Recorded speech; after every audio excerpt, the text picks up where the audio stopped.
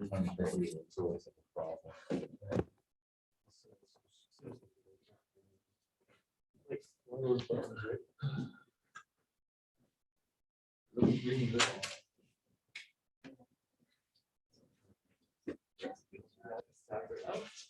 Yeah, it was raised. Yeah, it's still is. So. There's no way it was a flush. It should be the I mean, like, I have flash. yeah, I feel like it's like a last ditch. I feel like you just figured it out. I believe that's Maybe US, it's- yeah. So I don't actually have any fun for that. Well, worst case scenario, I can open a flash up, you know, really quick onto that. Pull it out, the rest of it, we take it. Yeah. Other options like the cardboard. I remember like in grade school, the cardboard. And then you like pasted all your. Yeah. High school for certain stuff, too. I say, that's another big option too. It just depends on how much you have. I mean, really, use a whiteboard. That's true, but would, I mean, they're cheap to get, easy to put together, you know, so that would find too hard. I feel like that the, just depends on your definition of. And just kind of ask. It's like. It's green, right? Yeah, no, and if we take this out and plug it together on the other one. Yeah. On the back. I'll just leave here. Yeah, so Islamic came. I don't mind. Yeah. I feel like there's something against it, there's something we have to change in one of those. But I don't see what it means. But then why does it work for quotes? Is anybody able to go? It says- Yeah, no, it's it says it. It's what HDMI. Yeah. Maybe it could be better. So it should work. I don't even know. I thought about it. I don't really know how far that should like go. Because I know that for a grade, you don't have to. Oh, we should- But it actually helps people. We should be able to see it. Oh, never mind. This is- You mentioned you wanted to engage people. You have any- I mean, if it doesn't work, it doesn't work. Yeah, So, but I would. I guess It's always, it's difficult to, I feel like I feel like it's a weird appropriation. Once I had a presentation where we were analyzing the themes of play, we had to have an interactive element with the crowd. So my way was very radical. It was play about themes. So I dressed up as an abusive grandma from a play, and I hosted a rigged quiz show. I started yelling and believing. When you're presenting, can you stand, not sitting on the chair? Okay, yeah. And after that, I was like, all right, now how did that make everybody feel? And then I walked them through, like yelling at people and abusing them makes them sad. And that was the main thing. It was very radical and it got the point across, I think. Don't call But it was- it. Oh, unorthodox, that was the word. Everybody was very, including the teachers. but it was- And they were engaged, they're laughing. There you go. But if you're gonna be a teacher, you don't do that. No, don't look at that. Meditation. Yeah.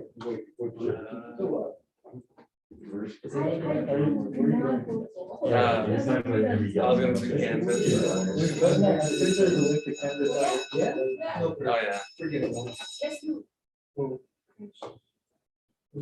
Oh, yeah. Wait. Oh, yeah.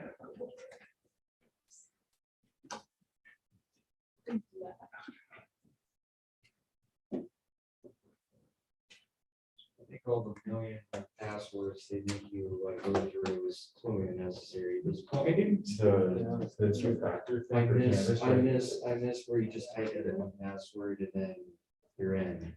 But just think about how secure you are after like 18. Dude, what are they gonna do? Like, do my homework for me?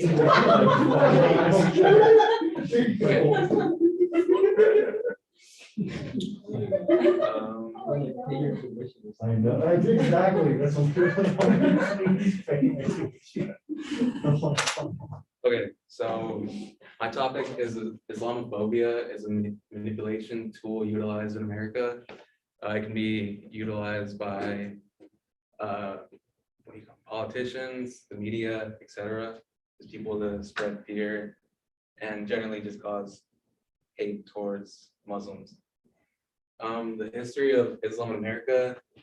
Islam was introduced to America around the same time Christianity was, and that's like in the 16th century. There's like two different stories. One that there was a Muslim that came with Columbus is one story, or another that there was a Spanish, I don't know, someone from Spain was a Muslim and they came and brought Islam to like New Mexico area. But the first wave came during the slave trade with an estimated 15% of slaves being Muslims. And Muslim immigration regularly immigrated into America throughout US history. There was several waves. The first wave being in the late 1800s, second wave being in the 1920s and 30s, the third wave being after World War II, and the fourth after like 1965 when the US changed immigration laws. Despite like the vast history of Islam throughout America, many Americans don't know this. And instead, this is like 9/11 is when many Americans believe that like Islam first came to America, and it's obviously false. So, but through manipulation of like spreading fear, this is the image that many get. And just a definition of Islamophobia. Islamophobia is the hatred and or prejudice towards Muslims and Islam. And as you can see by their signs, they really don't like Muslims, their hatred. One says, radical Islam is the new Nazi. I am the infidel Allah warned you about. It just shows that we're really uninformed and they're just hatred. They have the hatred. The hate crimes. After 9/11, many Muslims in America felt the change, how they were viewed and how they interacted with people. You could find stories of families like losing contact with their neighbors just because their neighbors became fearful of them. There's various stuff like that. You can see on this chart the hate crimes. It spiked after 9/11. It also spiked in the mid like 2010s, and it continued to rise, and it grew during the 2016 election cycle.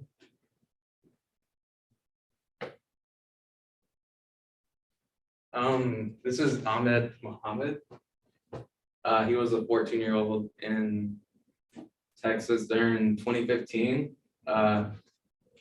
He brought a disassembled clock to school to show to his engineering teacher, and a teacher saw it and confiscated it and called the police because they thought it was a bomb. The police came, they arrested him, they took him to jail, and he was later released just when they realized that it was just a clock. But the fear that the media portrayed basically is what got him arrested to begin with. Stuff like this happens across the US often. And it spread through headlines. This image by the New York Post shows a terrorist attack where 14 people were killed, but yet they put an emphasis on Muslim killers. It's just a constant push from media and by politicians and thereafter that it's spread fear and causes like a divide of people. Yeah, and the main takeaways like headlines are very important, and the media knows how to make headlines that cause like the divide and gains attention. Here's just the media coverage on Islam and how it's used as a political tool. This segment was about President Obama and Islam. I'm just gonna play a few minutes of it. Short segment tonight, President Obama and Islam. That is the subject of this evening's Talking Points memo. Many Americans, including this one, believe Barack Obama's emotional attachment to the Muslim world has hurt the USA. There's no question the Obama administration's greatest failure is allowing the Islamic terror group ISIS to run wild, murdering thousands of innocent people all over the world, including many Muslims. Mr. Obama has never acknowledged that mistake, nor does he define the ISIS threat accurately. That group is killing innocent people in order to impose a radical version of Islam on the world. The jihad is solely based on theology, perverted as it may be. President Obama, as we all know, will not even use the words Islamic terrorism. Again today, when telling the nation that America will maintain 8,000 troops in Afghanistan, the president did not accurately describe the situation there, putting forth that it was more about politics than Islamic terror. That is why the United States will continue to strongly support an Afghan-led reconciliation process, and why we call on all countries in the region to end safe havens for militants and terrorists. But they are not just militants and terrorists. They are Islamic-driven killers who protected al-Qaeda before the 9/11 attack. Yet the President of the United States does not define the terror issue clearly. Here's why. Barack Obama's father, who abandoned his family, was a Muslim who eventually turned atheist. Then his mother married another Muslim, moving young Barry to Indonesia, where he was exposed to the Islamic world, even though he did attend a Catholic school in first grade. According to his half-sister, Barack Obama attended his half-brother's wedding in the early 1990s. Malik Obama was a Muslim. Yeah, so as you can see, like it's the use of demonizing Islam has become so common, like the media, and it became like a political tool used to paint Obama as some kind of terrorist for being associated with a religion. And this has been used like countless times to various politicians, including actual Muslims. Here's another clip of political scare tactic used. Do you think Islam is at war with the West? I think Islam hates us. There's something there that there's a tremendous hatred there. There's a tremendous hatred. We have to get to the bottom of it. There is an unbelievable hatred of us. In Islam itself? You're gonna have to figure that out, okay? You'll get another Pulitzer, right? But you're gonna have to figure that out. But there is a tremendous hatred, and we have to be very vigilant. We have to be very careful, and we can't allow people coming into this country who have this hatred of the United States. I guess the question is, and of people that are not Muslim. I guess the question is there a war between the West and radical Islam, or is there a war between Well, the West and Islam? It's itself? radical, but it's very hard to define. It's very hard to separate because you don't know who's who. So like, as you can see, even the president, former president, has associated Islam with hate and did really a divisive tool used to scare people. This interview was 2015 during his presidential run for become president. And as we've seen by a chart in the past, it really political or hate crimes against Muslims rose in 2016, especially during his presidency. And it all stemmed kind of from his message to his crowd that Islam is bad and Muslims are there to kind of, they hate you and they want to destroy your way of life. Do you think Islam is at war with the West? And here's some more statements made from those in power. On the left is a statement from Senator Ted Cruz. It was after the Brussels terror attack. He said, the United States government should empower law enforcement to patrol and secure Muslim neighborhoods before they become radicalized. To the right is a statement from a US Congresswoman they're both still in Congress. But she says, pray for American missionaries in Afghanistan. There are reports that some families may have been killed. Islam is not a religion of peace. These messages send like can be used and are often sent to their followers, and their followers use this as a justification for hate towards Muslims. And these statements aren't decades old. I believe that one was in Ted Cruz's statement was like, 5 years ago, 6 years ago. And her statement was just a couple months ago. This hatred and the scare tactics have been used to justify surveillance on Muslims. After 9/11, surveillance of Muslim communities increased, and it was rampant. Groups like the NSA, the FBI, basically had no oversight and were allowed to basically spy on any Muslim Americans, and it was often unfair. They had nothing to do with actual terror threats. It was just surveillance of the general Muslim population. Basically, when it's all said and done, Islamophobia is real, despite what some may claim is fake, and it is alive and well today. It's spread through social media. It's promoted by politicians. And yeah,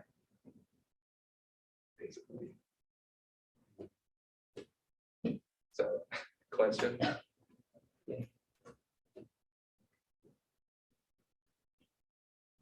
Questions?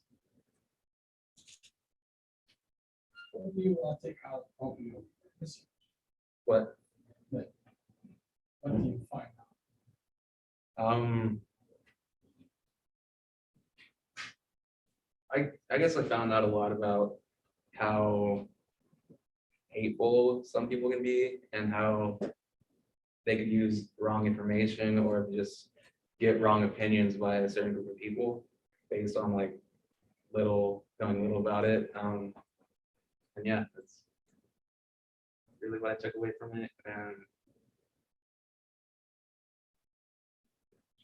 Do you think that Islamophobia is something that could be adequately combated with education of Islam in America?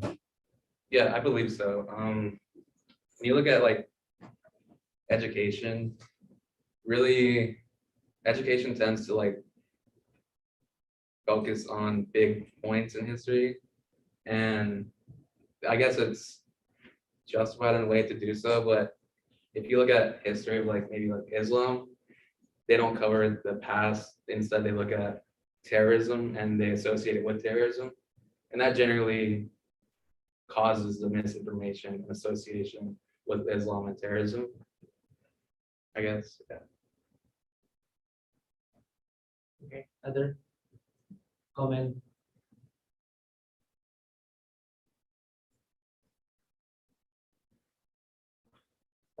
Yes. Oh, I got a question. Yeah. I want to ask the American government, they hate merely the radical Muslims or all the Muslims? So it's hard for them specifically to be I don't know. That's a tough question because when they come out with these statements, they often say one thing, the statement from the Congresswoman at the end. She said Islam is not a religion of peace. That statement came with no clarification. Her main followers only saw that part, and I don't think she came out with a statement after saying anything. So when they say this, it kind of puts it all together, and that often happens. And even if they come out later and clarify, their followers won't listen to that part. They tend to listen to the main argument that they start. I mean, not a question, but just like going back on helping to answer your question and going off on your point. It's it's when Americans as a whole, I would say it's like I would like to say it's like we don't. It's like Americans don't generally hate Muslims or Islam. It's the obviously the radical organizations and stuff that have come at that are committing the acts of terrorism like ISIS, you know, Taliban, Al Qaeda, you know, The ISS. but you know, it's a demonstration of how twisted the media is and how kind of broken our you know how we consume our news. You know, it used to be that the news was there just to present straight facts, non-biased. But in the last 20 years or so, maybe even longer than that, it's become this tool used by politicians and the elite to twist the narrative in their favor. And so yes, they've presented like almost the Muslim community as a whole as as the terrorist. See what I mean? Yeah, just to add to that point, I think in general, like you said, that the media sort of relies more on sensationalism than actually like presenting the facts in an unbiased way. But also, I feel like there's a trend with, I guess, like modern, even when it comes to like social media and whatnot, there's a trend of just, trying to find the villain of the week, essentially. People want to see who the bad guys are, and so instead of actually thinking about the individuals and thinking about how, they could be differentiated from one another, they just take the path of least resistance and just basically just generalize or rather use a tiny, very vocal minority population to basically represent the whole in order to make up a story of the good guys versus the bad guys, essentially. That's what I feel like. I actually think No, never mind. Okay. I actually think it's even more like malevolent than that. Malevolent is the wrong word, but it's more like rather than just like them being too lazy to check stuff. I think since like the internet age has come around, like media companies, like especially websites, but also the like television. Who watches cable TV anymore, right? Yeah. Or like any kind of TV, CNN, whatever. And so they're competing for attention with all these different sources of media that people can be consuming. So to get people to watch, they have the most shocking takes, the most outrageous takes, the ones that outrageous and literally they're supposed to make you mad. Yeah. Right. And that goes into the manipulation part. Yeah. It's intentionally manipulating the public. Exactly. To form ideas. I mean, what Jay just said is a really good suggestion or contribution to your argument. You said it's for political end. Then what it means by politics is not only for parliament or presidential election, even politics of media to get attention. That also considers politics if you want to absorb it to get it as your argument. Politics of a competition among media. That's a good point. Oh, but also I just want to add that also there is also another trend in modern media where, like I said, a lot of people bring attention to like very vocal minorities, and any press is good press to them. So that's how sort of this image of like basically like inflating this vocal minority into something way bigger than it actually is. It's a tactic used by not only like extremists, but also like people who, for example, deny global warming and whatnot. It is crazy. They like, yeah. One thing I didn't include in here is how technology and social media really changed the view on this. Really with social media, the anonymous, you basically become anonymous and make these wild claims and allegations with basically no backlash. And that really helps spread the fear and hatred towards Muslims.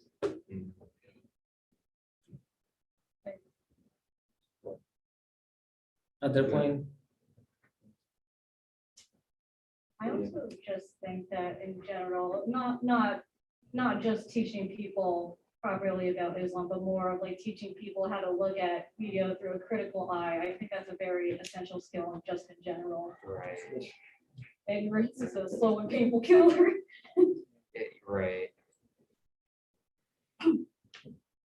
Is there any questions you have for us?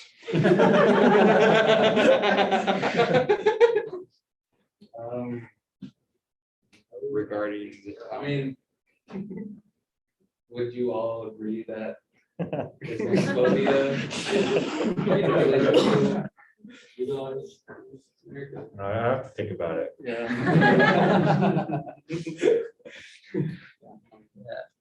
It's kind of hard to believe that it wouldn't be, but there are still those who claim that it isn't. And like I said, it's mainly social media.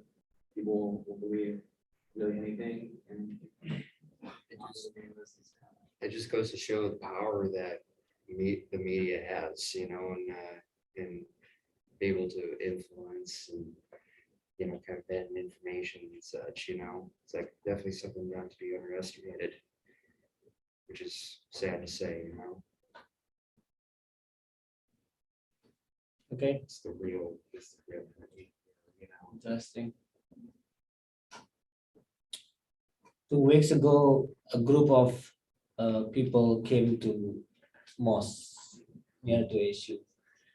They shout, yell, saying something very bad about Islam, something very bad about Prophet Muhammad. I mean, the people in the masjid just kept silent. That's the way they responded to those Islamophobes. But they carry, you know, microphone. It's very loud. And I agree with you that it's real. It's real. Probably some people deny this fact, but it's real. It could happen anytime. I don't know, because I'm a Muslim, I have family, my wife is wearing a headscarf, hijab. It happens to her as well. Just a couple of days ago, we went together, but I wasn't with her in that spot in the Walmart here in Southern. There's an old lady carrying the perfume, spraying the perfume around her, but she was with our baby in the stroller. It smelled very bad. She said, this smell very bad. When my wife turned away, she followed my wife and kept spraying the perfume. Right, just to be spiteful. I don't know, is that Islamophobia, but what come to our minds that because my wife's wearing the headscarf, probably that's the cause. And it hurts. Yeah. I'm sorry to hear that. it was, I guess one thing was very like, it was sad watching, I watched like a lot of documentaries and videos and interviews about from the Muslim community, and it was astonishing to see some of the stuff that happened and the hatred they received. There was one story about this Muslim, she was a nurse. She helps respiratory patients. She visits them, I think like every day or like a week or something. And she make home visits, and this was in like rural Texas. And she like often run into like really conservative people, and like she said Confederate flags like everywhere, and she would wear a headscarf for like 22 years. And during this Trump's 2016 election is when she finally decided to take it off after 22 years of wearing it. The thing that made her take it off was one day she was visiting a patient, and they actually knew her for like a long time. And when she got there and they were in the door, they were like, "No, you gotta get out of here. I don't like the way you dress or maybe like you look." It was like, how do you know someone for so long yet deny them based off like the new information you think you received from like the political candidate, just social media? But it's kind of like crazy to me hearing some of the stories. All right. Thank you very much, Raj, for your wonderful presentations. We have very limited time. I'm sorry. This is a very interesting topic, but we need to stop somewhere. Yeah, give applause to him.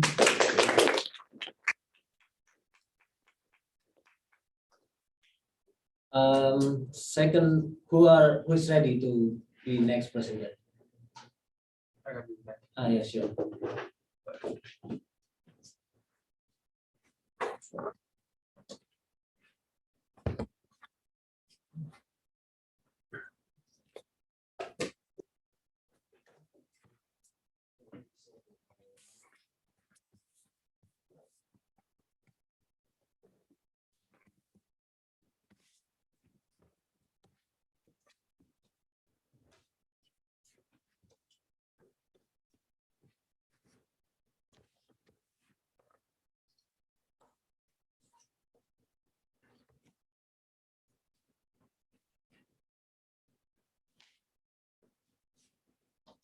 Islam.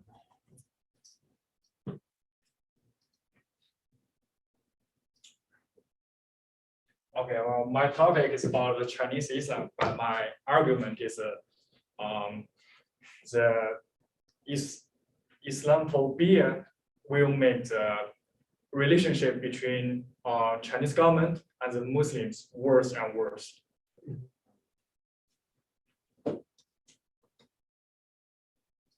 Well, here is the hardest I found about the China. Professor, could you read this for us? Yes. Do you want me to read that? Yeah. Utlubul ilma walau bisin. Well, this means we should go to China for knowledge, even though it is far away. This is the hardest from a book I found from a research paper, and here is the sign of the Allah.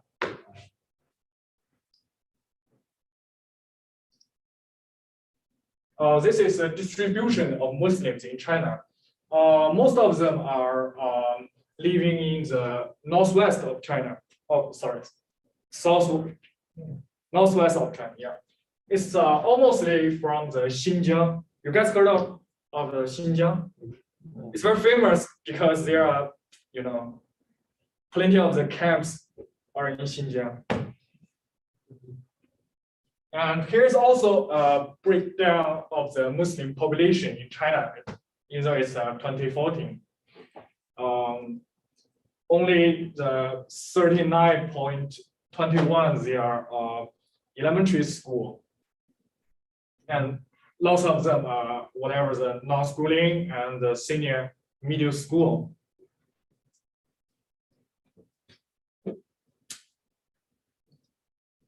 So here is the Muslims festival, and all of them are Muslims in China. Here is a big Moscow. Islam has been introduced to China for more 1,300 years. And China has a Muslim population for more than 20 million. It's very big. Here is the Ottoman Caliphate. It's on the top of it, and this is empire from the Tang Dynasty. His name is Tang Gaozong, and this Ottoman Hadith Caliphate, Ottoman Caliphate. He is the first man came to China, and they also traveled to China from the Silk Road. You guys heard about the Silk Road?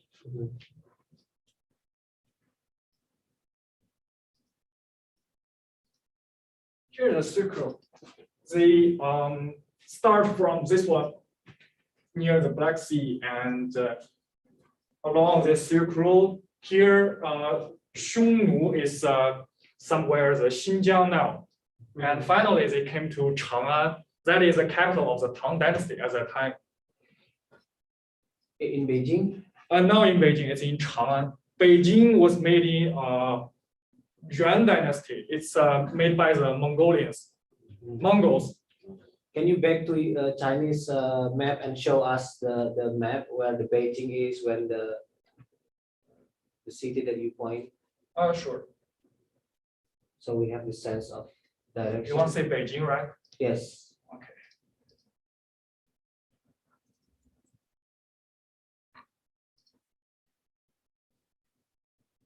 So, wait, oh, so.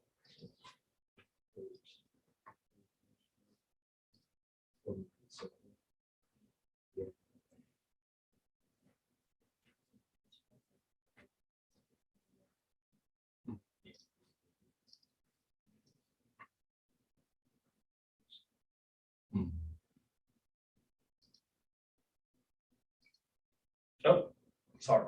Okay. There it is. Here is Beijing. Now, and here is Xi'an. That's Khalifa Osman. First time came to China. He's living here.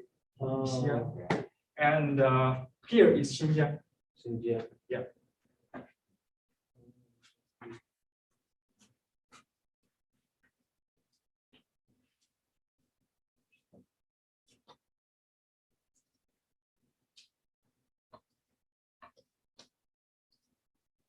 And Muslim also made many contributions to China. For example, this is a Moscow made by the maybe around Yuan dynasty. It's around 15th or 16th century. It's very old. However, it was rebuilt in the Ming dynasty. It's around 17th century.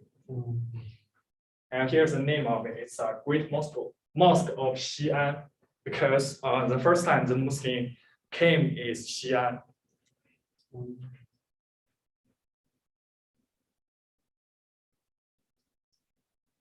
And here are two medical books that was inspired by Muslims' technology. For example, this is very famous. It's called the Compendium of Materia Medica. It's a book about the medical science. And I found a resource that many of the medical resources, they were inspired by the Muslims' book. Here's also one. It's called 正雷本草. It's also a medical book. From which period is that? From which century? From around 17th century. 17th. Yes, 17th century.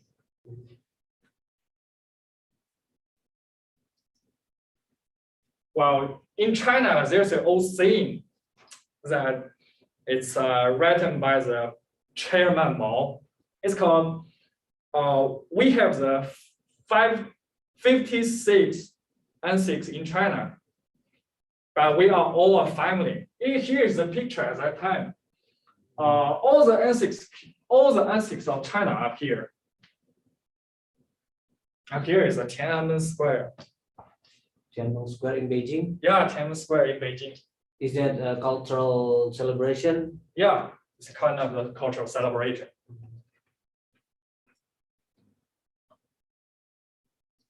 Well, however, the Muslims and Chinese people are not as harmonious as they thought. Here is the first Chinese Islamophobia happened. It's on 2014, and this is a train station. I will also show you many pictures. Oh, here are all the policemen, and these are innocent citizens. It's a very horrible incident at that time. Here's a camera here. All of these men, they're from the radical Muslims. My friends told me they are from the Wahhabism. And here is introduction. The 2014 violent terrorist attack at the Kunming railway station was a terrorist attack planned by the Xinjiang terrorists. Well, this is written by the People's newspaper of China, Chinese government. The Xinjiang terrorists here, they just indicate that the Xinjiang terrorists are all the Muslims. So they use the Xinjiang terrorists instead of the Muslims. Why they use Xinjiang terrorists instead of Muslims? What's the motive? Because all of these radical Muslims, they're all from the Xinjiang. Yeah. And Xinjiang is the largest place for the Muslims to live. What is the difference between Xinjiang and Uyghur? Uyghur. Uyghur. Uyghur. Uyghur. Is that the race or the ethnic? That's the name of the. Yeah, yeah, that is a race. A race. Okay. Chinese people call the Muslims Uyghur. Uyghur. Yeah.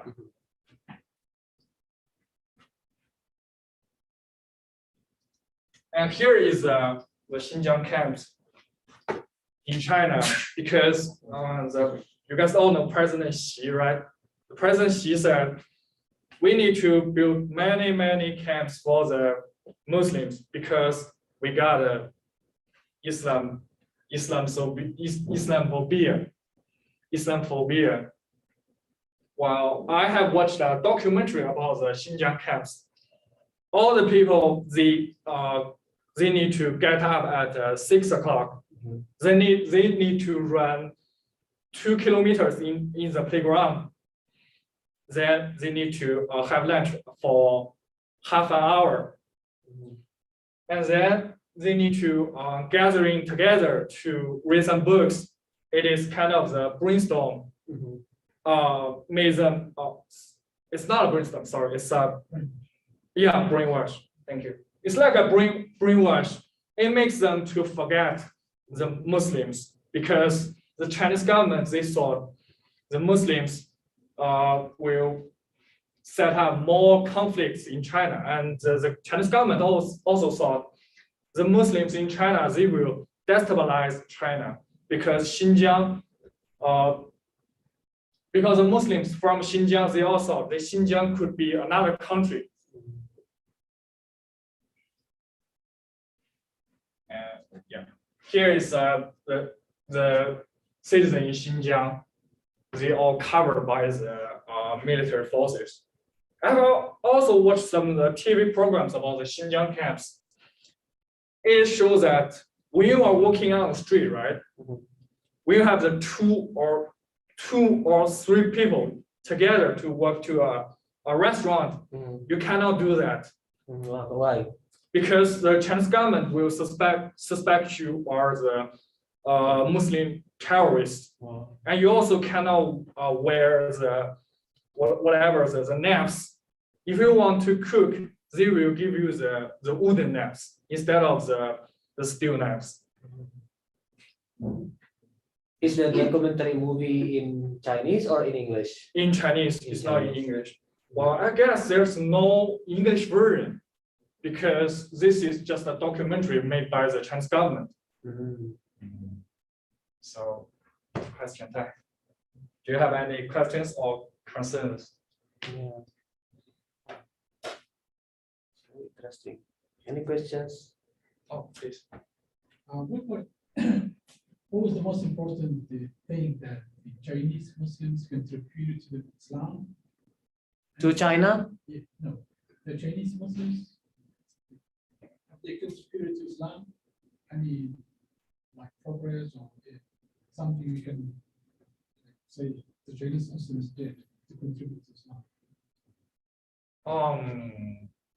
Chinese people, they help Muslims to build many mosques in Xinjiang. Or well, I'm from Henan. It's really near to Beijing.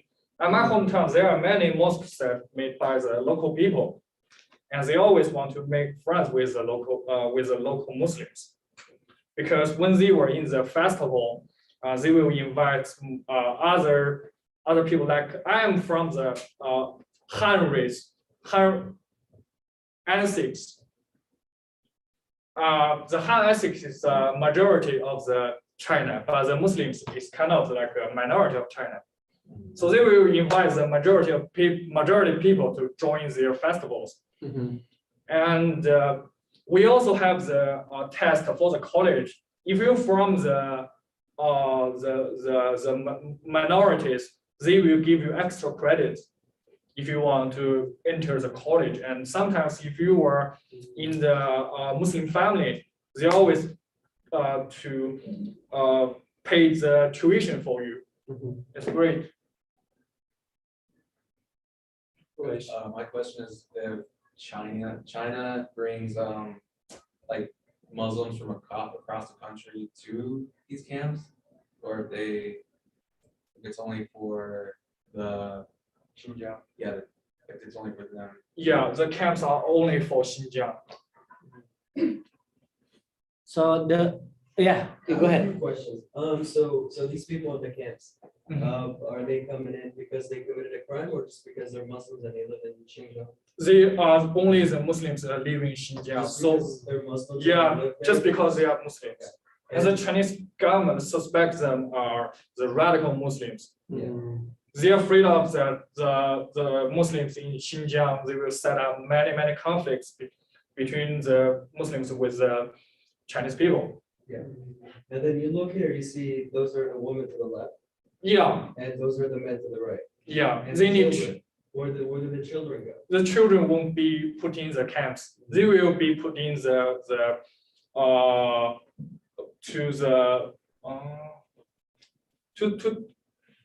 all the Muslim children, they will be put in one school, as they will be taught by the Chinese teachers instead of the Muslim teachers. In the documentary, was it like labeled as like a re-education program, or what was it kind of labeled as by the documentary itself? Like, I guess it's kind of labeled. is it like labeled like a re-education, or just the camps, or? Yeah, the label is kind of the re-education to make them forget all the Muslims. Wow. Yeah, the label is re-education camps, but then you see people that live in Turkey that escape, like Uyghur Muslims that escape, they talk about how the women are raped in the camps, they talk about how the men are tortured.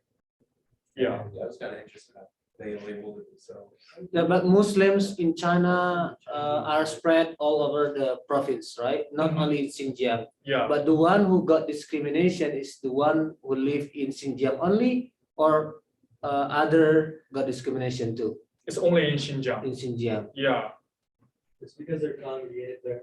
Outside, they live between the Han Chinese, which is, just regular Chinese culture. because The Chinese government is afraid that they, as he said, cut off themselves as a nation, claim they will separate country.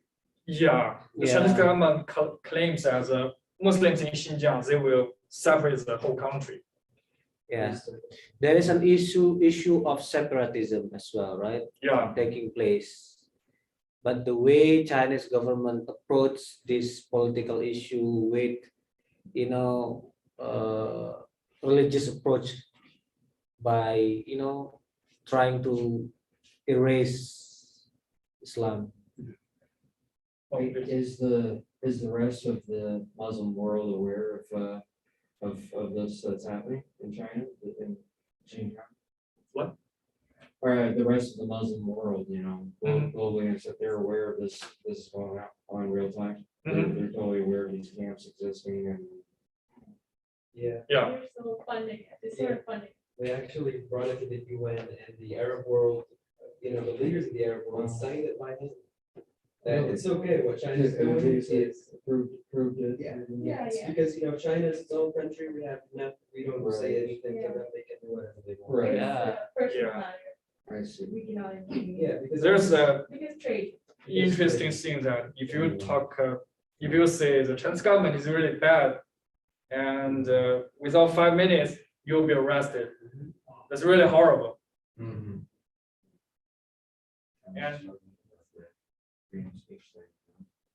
you also cannot make any protest. You cannot make any protest. If you want to make protest, your family is just like your father and mother, they will be arrested. Regular Chinese are called the Han Chinese, right? Yeah, regular Chinese are Han Chinese. Yeah, so I also heard that within Muslim households, outside of Xinjiang and in Xinjiang, they put Han Chinese, like, random people that work for the government to live in the household with the woman, knowing that they're traditionalists, knowing that they have to cover up in front of strange men, but they put them in the house so they can watch them all the time inside their house. And survive and so commerce. Was there like a specific event that caused the camps to be like made? It was just, Made a camp? no, what was there a specific event Like anything that made the government want to start the camps?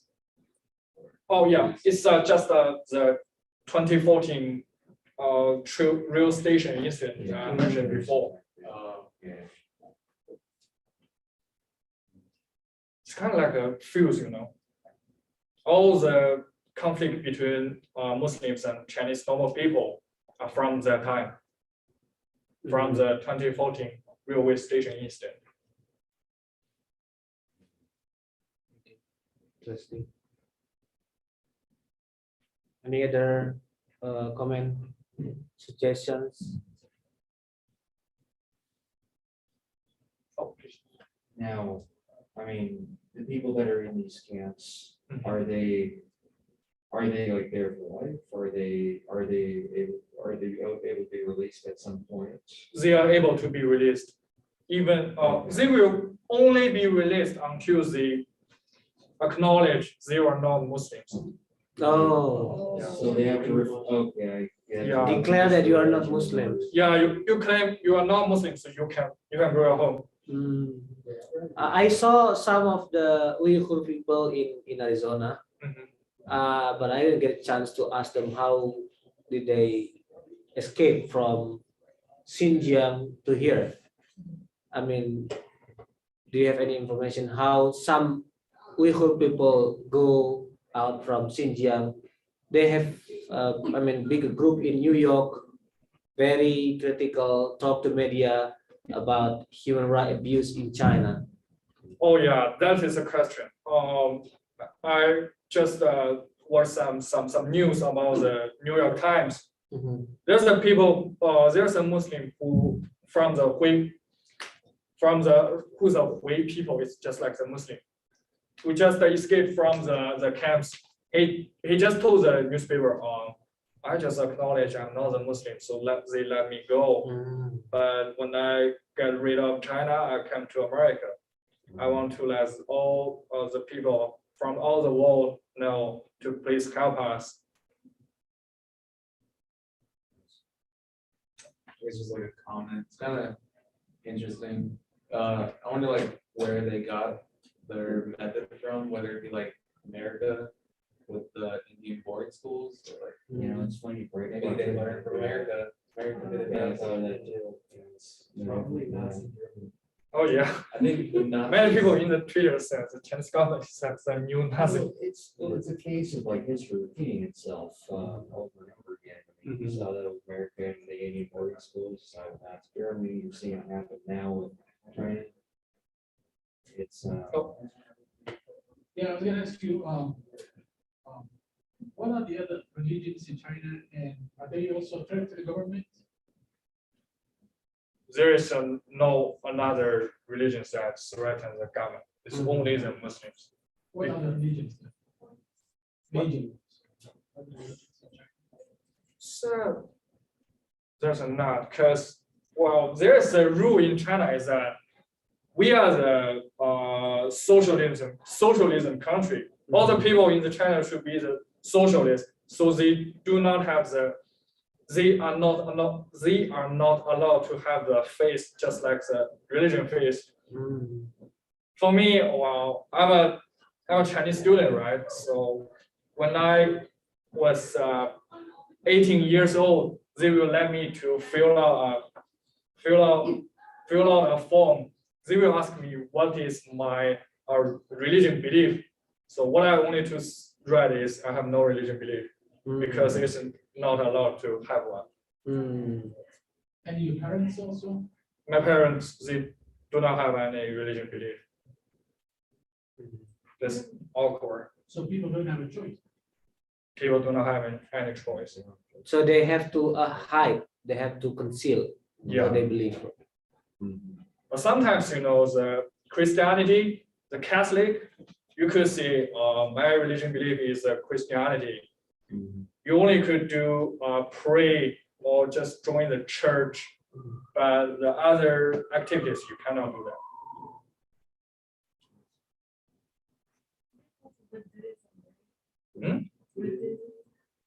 Yeah, Buddhism.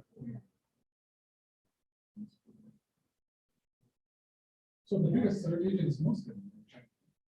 As you Yeah. said, 20%. Yeah, that is most one. The Muslims. Really? The biggest religion in China is Islam? It's kind of because, for example, the Taoist, Taoist. the Taoist, there are only a few people who just join the Taoist, but like Muslims, Islam, Christianity, they are the most, but Islam is the most one. The second one is Christianity. Well, socialism or communism is new ideology, right? Yeah, it's kind of It is the the result or the product of modernity. Historically, what did traditionally Chinese people believe before the coming of this ism? What is the main belief or main faith in mainland China. Uh-huh. Oh well, it is Confucianism. Confucianism. You guys know that the Confucianism. Yeah. Throughout the Chinese history, it's around 3,000 years. Every dynasty, they all believes Confucianism. It is the first one. There's an incident in China in around 100 BC. It's in the Han Dynasty. There's an official minister called Dong Zhongshu. He just promotes Confucianism to the first one and to discard all of other religions. For example, Taoism, the Buddhists, they discard all of them, but they only believe the Confucianism. And in China, it's very interesting. If you were not learning about the Confucianism, you cannot be an officer in the dynasty. Yeah. All right, thank you very much, Jan. Big applause. Very interesting and engaging presentation.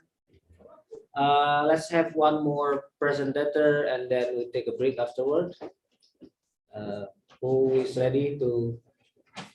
Yes, Nathan. Hey, we happy to.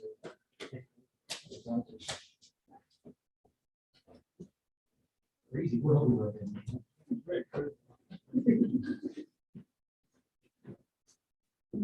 That's why I all this work. Yeah. I mean, what are your overall thoughts? Living in America for a while, just kind of getting exposed to our cultures and, our way of life and stuff. I mean, what are your personal feelings? China, because I can speak whatever I want. It is true. But if I made this presentation in China, maybe tonight I will be in the police department. Yeah, I will be in the police department. Yeah. Maybe after this class, we will say bye-bye. Yeah. I had to, I was in Hong Kong a couple of years ago, and I had to be very careful with what I said. Did you do anything or did you just show up? So I didn't offend anybody. Did you do anything or did you just show up? It just showed up, but then mine has native HDMI support. I didn't have to go for an adapter, so Beautiful place. yeah, I guess it was something about the dongle last time.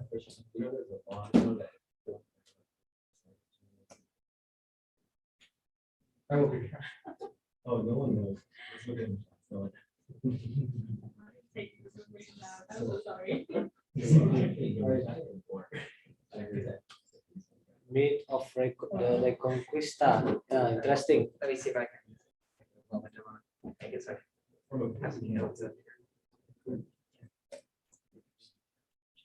That works.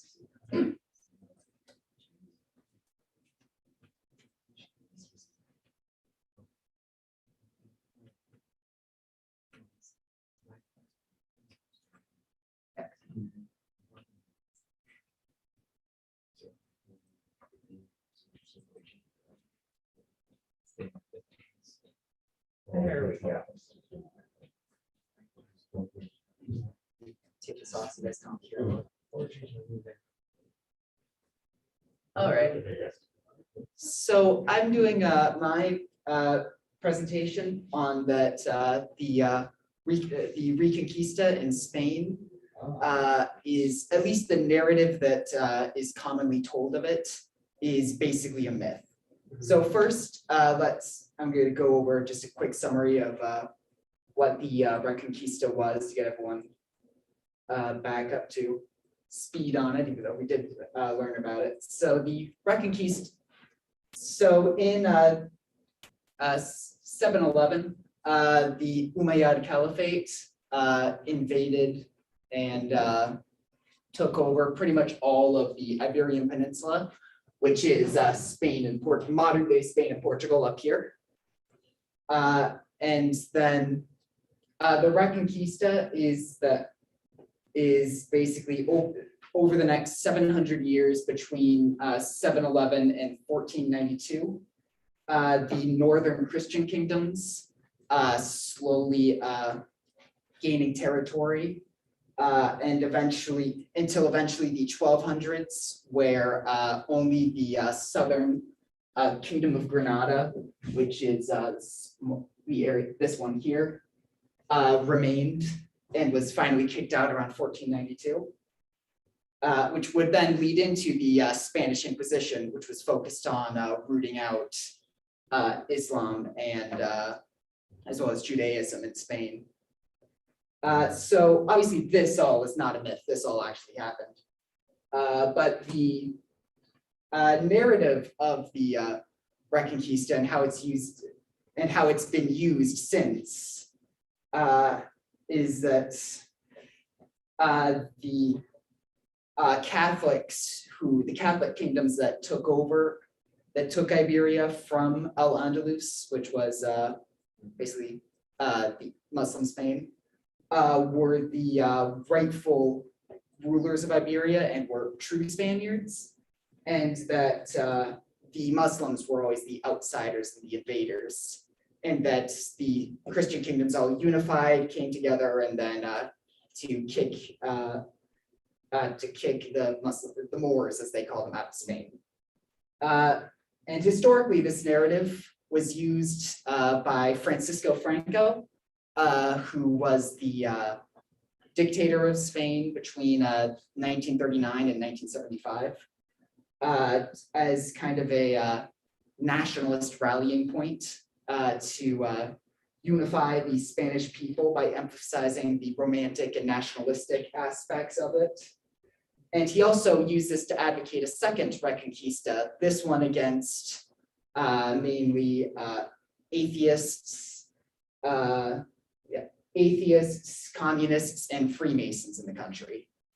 And in the modern day in Spain, it's still used for political gain, largely by the far-right political party Vox over there, which claims that Spain needs basically a second Reconquista, this time mainly focused on kicking out Muslim immigrants, as well as the separatists in Catalonia, which is western or eastern Spain.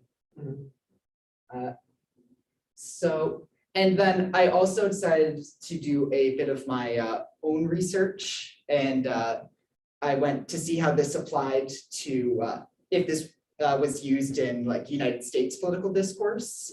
So to do that, I went to everyone's favorite toxic cesspool, Twitter, and I just looked up Reconquista and saw what came up. And going through it was very interesting. The top posts were all from one of two groups, one being a small group of people calling for Mexico to retake the southwestern states.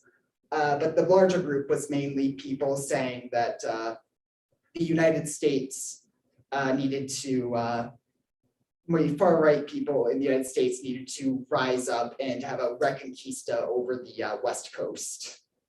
It's very interesting, the same narrative being used in the US, even though it's mainly a Spanish thing.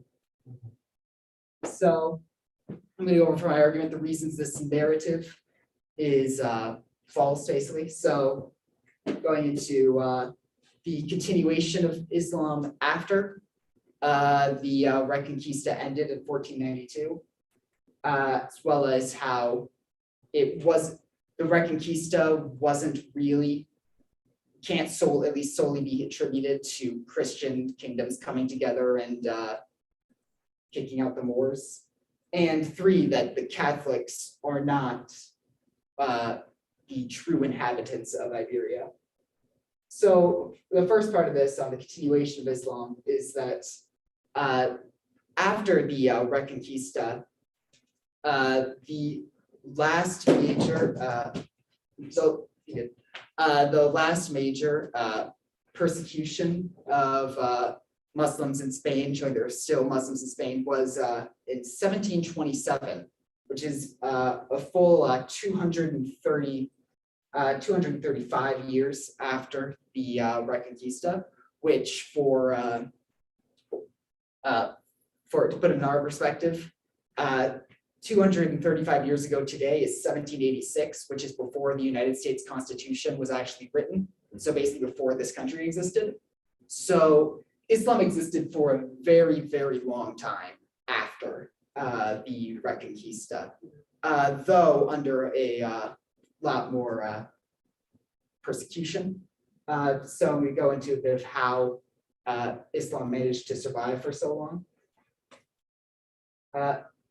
So after 1492, the Moriscos, which is the basically the Spanish word for the Moors that remained and were out of the, when the Kingdom of Granada was taken, out of the 600,000 Muslims there, about half left and about half stayed.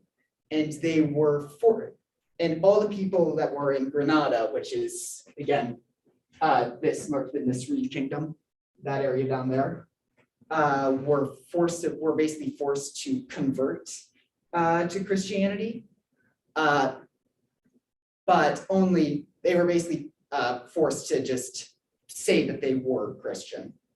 Whereas the Kingdom of Aragon, which was the Eastern Kingdom that remains separate from Spain for a while, still allowed people to practice Islam until around the 1520s and before enacting the same thing. So to continue practicing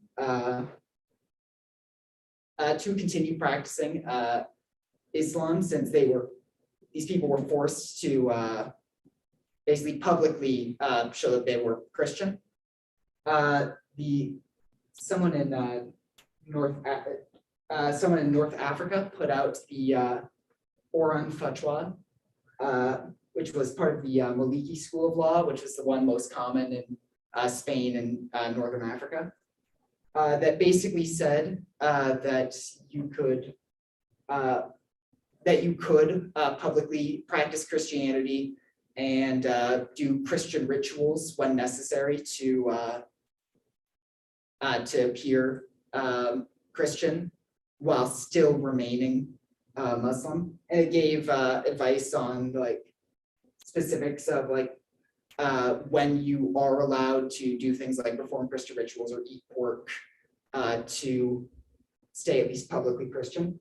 So this led to something called crypto Islam, which sounds like an Islamic cryptocurrency. It is not. Crypto Islam is basically secretly practicing Islam while publicly practicing another religion. There were also in Spain at this time, because there was also a lot of persecution against the Jews who were given a lot of freedom in Al-Andalus before this. There were also crypto Jews who were just trying to hold on to their faith privately. It's because these people were publicly practicing Christianity. It's unknown exactly how long they did exist. We know that by the end of the 1700s, Islam no longer existed in Iberia. But up until at least 1727, where there was one last persecution of people who were privately practicing Islam, Islam still existed to some extent in Spain. So the Reconquista did not in itself actually wipe out the religion at all. Most Moriscos and kind of the common end, commonly considered end for Islam in Spain was around between 1609 and 1614, when many Moriscos were expelled into North Africa. But we know that some remained at least until the 1700s. So then the second part of this is going into how the second part of the argument that basically the Reconquista cannot really be attributed to just these Christian kingdoms in the north pushing out the southern kingdoms or the southern Muslim areas. It's a lot more complicated than that.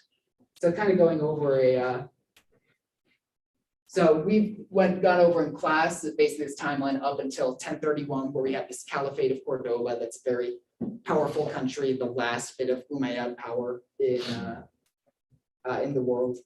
Then around 1031, this ends up collapsing into taifas, which are just these all these very small warring states. And a North African group called the Almoravids, after some of these are conquered by the kingdoms in the north,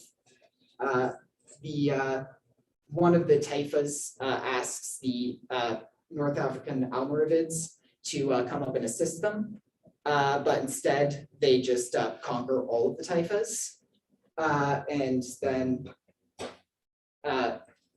so again now unifying the peninsula, but under North African rule. And then this lasts until around 1145. This is the Almoravids had also broken up, and once again we were taifas, when another North African group called the Almohads, to oppose another Christian advance, once again invaded and then took over many of the unified them. And then in this time we actually see a lot of resistance from the Moors in Spain to this invasion. The most significant of which is a ruler known as El Rey Lobo, which means the Wolf King in English, who was a Muslim but would ally with Christians to resist the North African rule.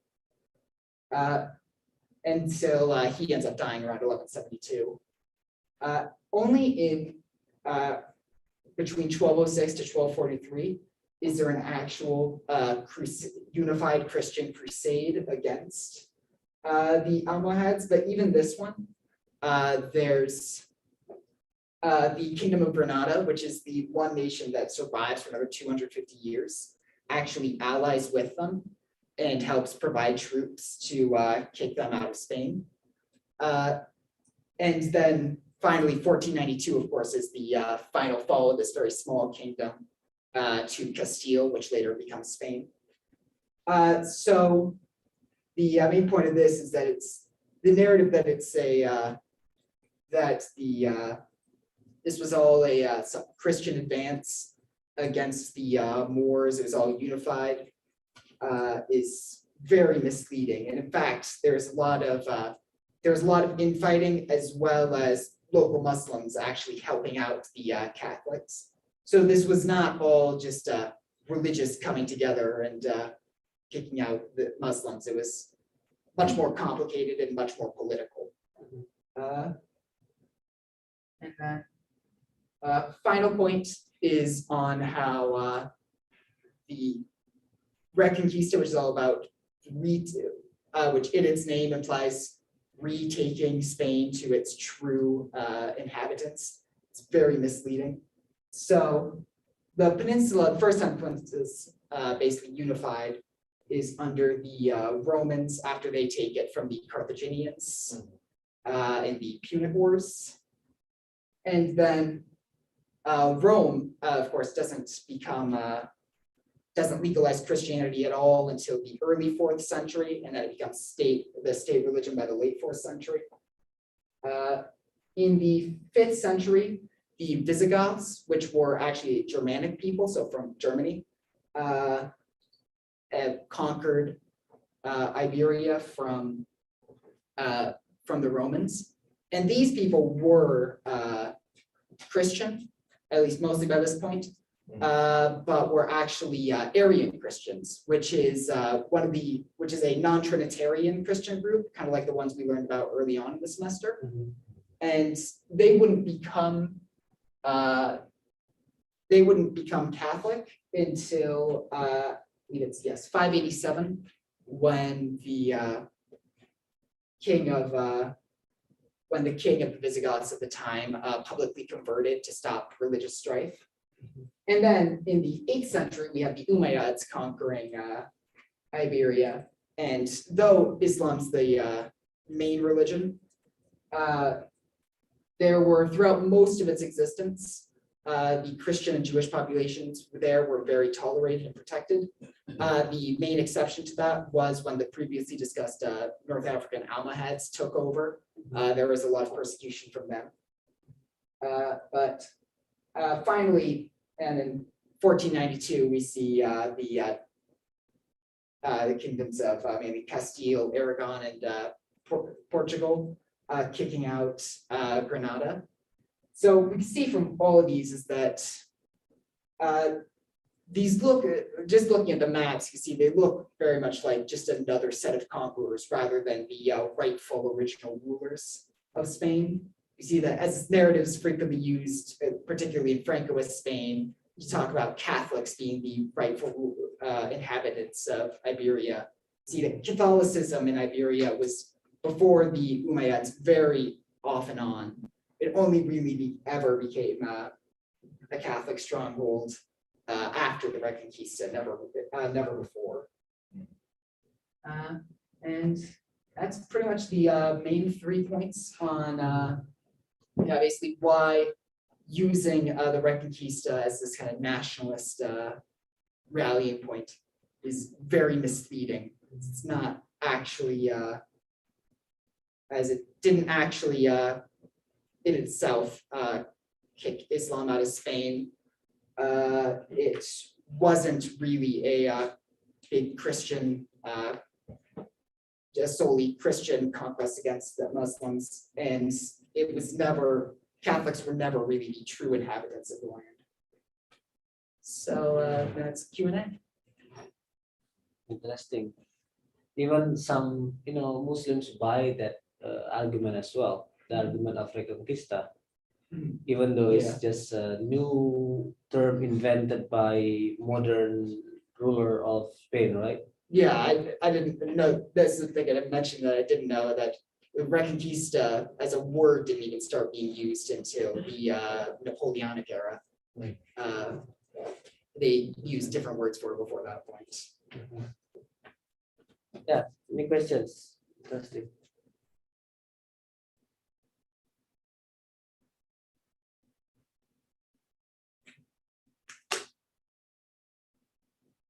Look like you want to ask questions, Zia? No, I just. Okay. Sorry, I got one. Yeah. So after the completion of the treaties that the Muslims are comparing, one time got kicked out. What was the economic effect to the life of,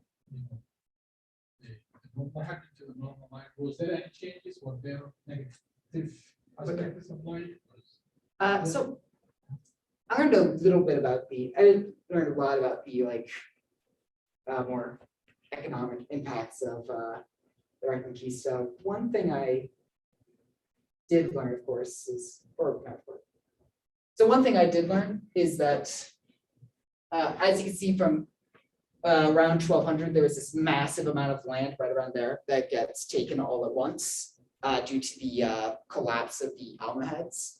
To this day, that's had an economic impact on Spain, since all this land was suddenly gained by these Christian kingdoms. They had to figure out new ways of giving out the land, so they gave it all out to the nobles who helped take the land. And to this day, some of those nobles still own this land, and it's caused some it has weird cause on the land ownership laws in these areas. But, and on the topic of like how the Muslim peoples continued like economically after this. I don't really have know much there, but we could think of research. You were saying that the phrase or the word Reconquista is being used against two group of people. One is Muslim immigrants. Second is people from Catalonia. Yes. Can you elaborate the second group? Why they are being targeted as the subject of Reconquista as well? So the main reason is that, so Catalonia, which is around Barcelona, there's a lot of people there who, because they have their own language, it's actually, I believe, closer to French than Spanish. They have a very unique culture for the rest of Spain. There's a lot of people there who want to separate entirely. And there's also they also tend to be much more leftist than than like Vox and a lot of the rest of Spain. So because of those two factors, them being more left-leaning and being accused of socialists or communists, as well as them being wanting to destabilize Spain by leaving it. There's a lot of people there who want to Reconquista to basically force them to be quiet and unify with the rest of Spain and keep the country together. Like, seeing Spain as like Catalonia as a part of Spain, it can't be its own thing. There was an attempt a few years ago, I believe, to declare independence. But I think they made like election, what is it called? Yeah, referendum. Referendum. I don't know a lot about it, but I remember it was all in the news for a few weeks. It was in 2018. How big is the influence of Vox, Ken? They are particularly recently they've gained a lot of power. I can actually look up what their parliament is, but they have a fair number of seats in the current parliament. As just these past few years, they've gained a lot of seats. So it's quite influential. I can pull this up too. Yeah, so it's not majority or anything, but you see there's a lot of green on the map. That's all that. Yeah, so they're the green ones. There are multiple greens that you can see from this angle. Let's move it down. Yeah, so they're one of the largest singular parties. They're not. They're currently one of the opposition parties, so they're not like in power, but they have a lot of influence.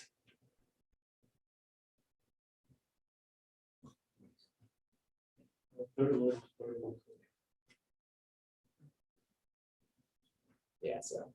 Other commentaries? I saw that you cite a reference in Spanish. I did. Specifically to talk about the 1727 persecution. I couldn't really find anything. Do you read Spanish? I read enough Spanish to understand it. I can't speak it, but I took a lot of Spanish in high school. That's impressive. Cool.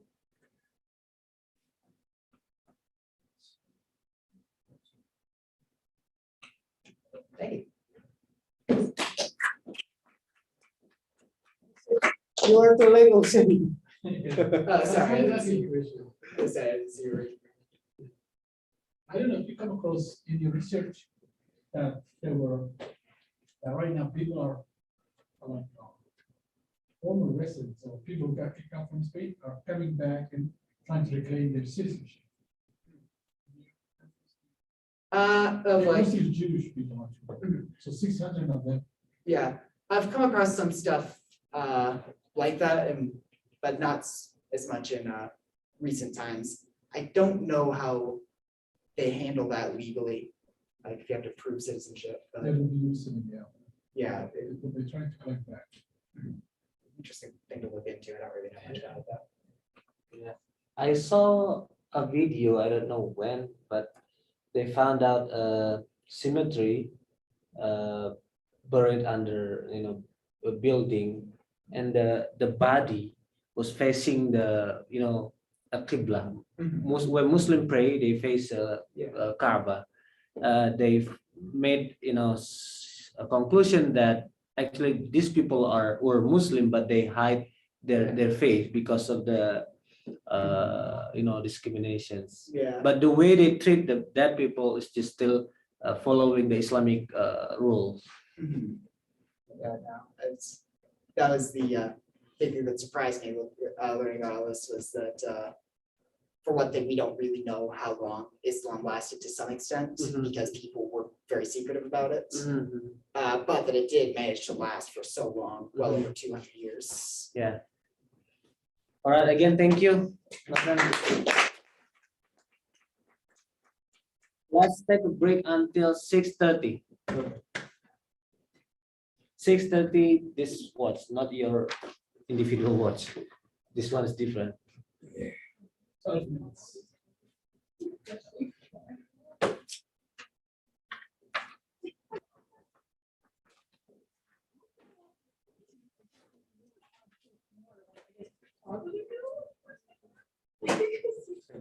Yeah, sure.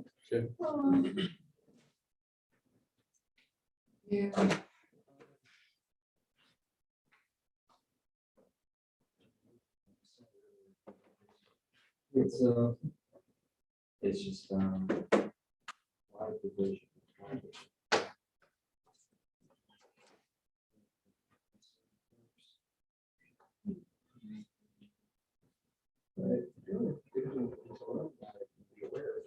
Yeah.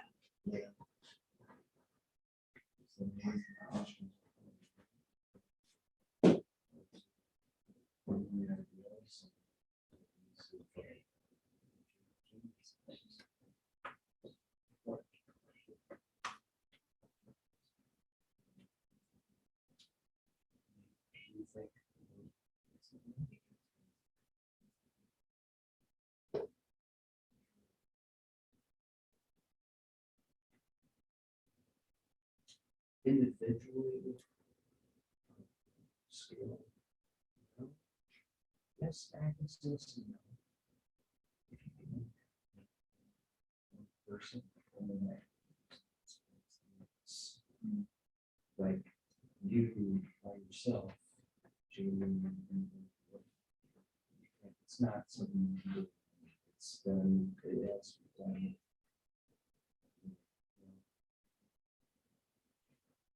You can definitely. Start.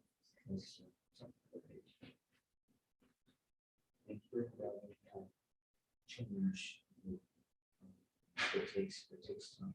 It spans years.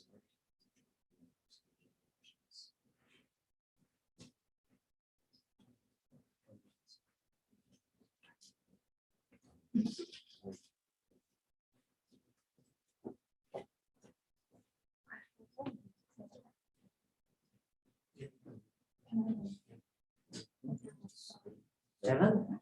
Your meeting is 7:30. Is it the meeting in here? No, And where? can't do. Zoom? Watching one, I suppose. Okay. Yeah. Others. You leave 7? Yeah, I think that's okay. Okay. Or like 6:45, something like that. 6:45, but you have plenty of time to get to your meeting 7:30. Huh? Yeah, okay. Okay. Yeah. Or once, but once in the 14th century.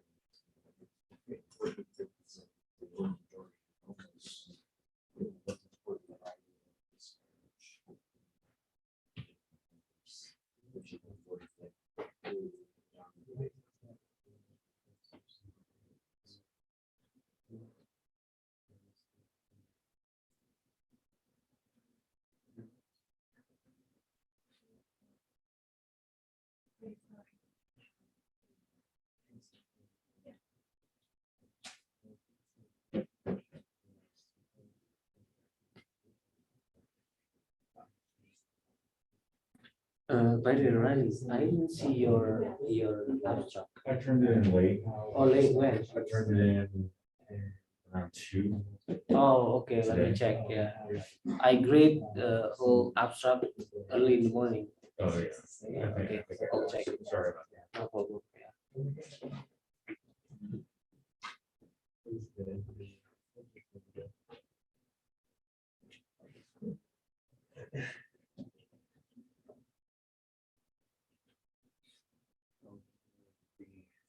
Revisiting standards.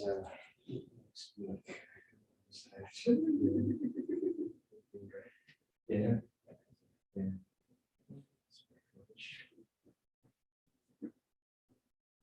Europeans, man. Europeans are just nation conquerors. They just can't. Yeah, they gotta have.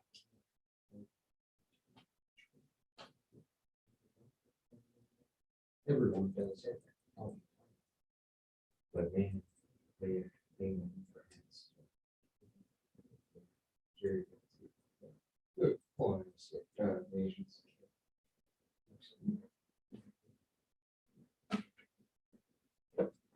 That's the thing.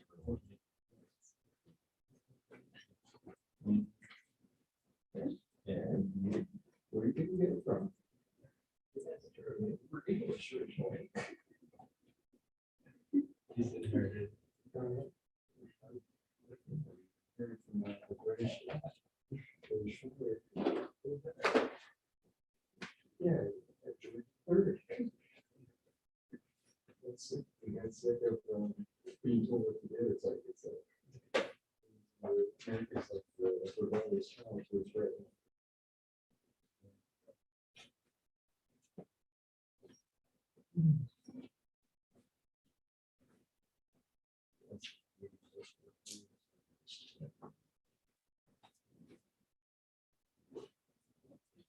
I think so, it's 6:30. Yeah. Osama, you can start. So my presentation is going to be about science in the Quran. My argument is that the science in the Quran and modern day science do not contradict each other. This PowerPoint was made in a very short period of time, so please ignore the imperfections and feel free to ask any questions as you come across them, or write them down and ask them later. Before we get into it, so you guys know what the Quran is already, and you guys know, it was 1,400 years ago. And you also know it came down on a prophet that lived in the desert. Didn't really get out of the desert, never really got on a boat or anything. So let's go. So the first thing is the skies is a protection. In Surah Al-Anbiya, Allah subhanahu wa ta'ala, that's WT, that's what that stands for. It's like, guys, great. Says, and we made the sky a protected ceiling, but they from its signs are turning away. It is a scientific fact that the sky, with all of its gases, protects the earth and life that is present on it, from the harmful rays of the sun, from the meteorites. If there was no protective layer, life on Earth would cease to exist, as the temperature on Earth would be freezing at negative 270 Celsius degrees. The same as the temperature in space.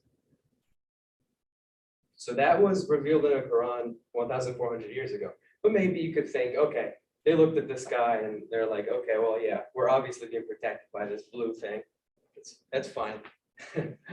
The second thing was in Surah Al-Hadid, which translates to metal or iron. It is written that we sent down iron with its great inherent strength and its many benefits for humankind.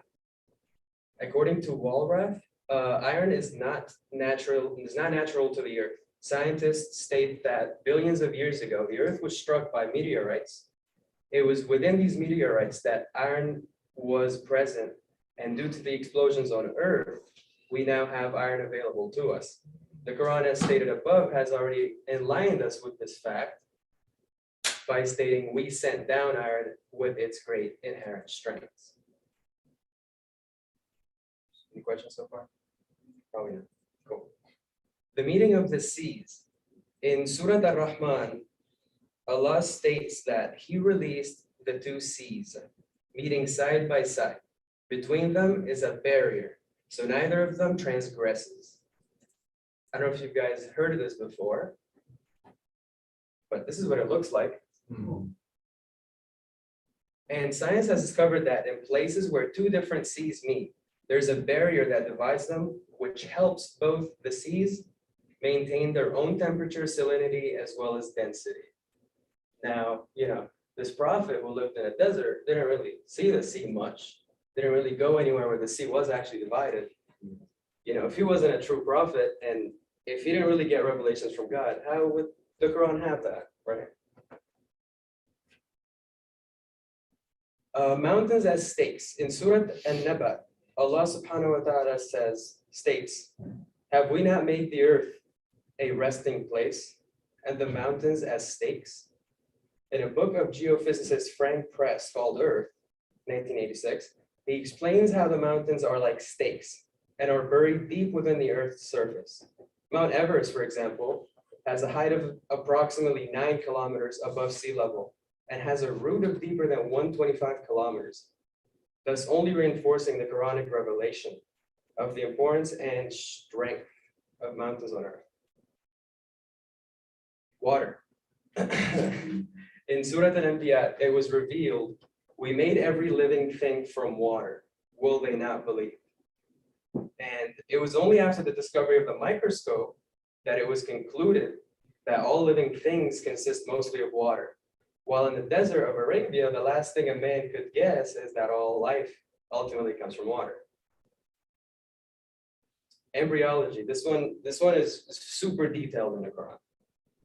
In Surah Al-Mu'minun, Allah says, we created man from an extract of clay.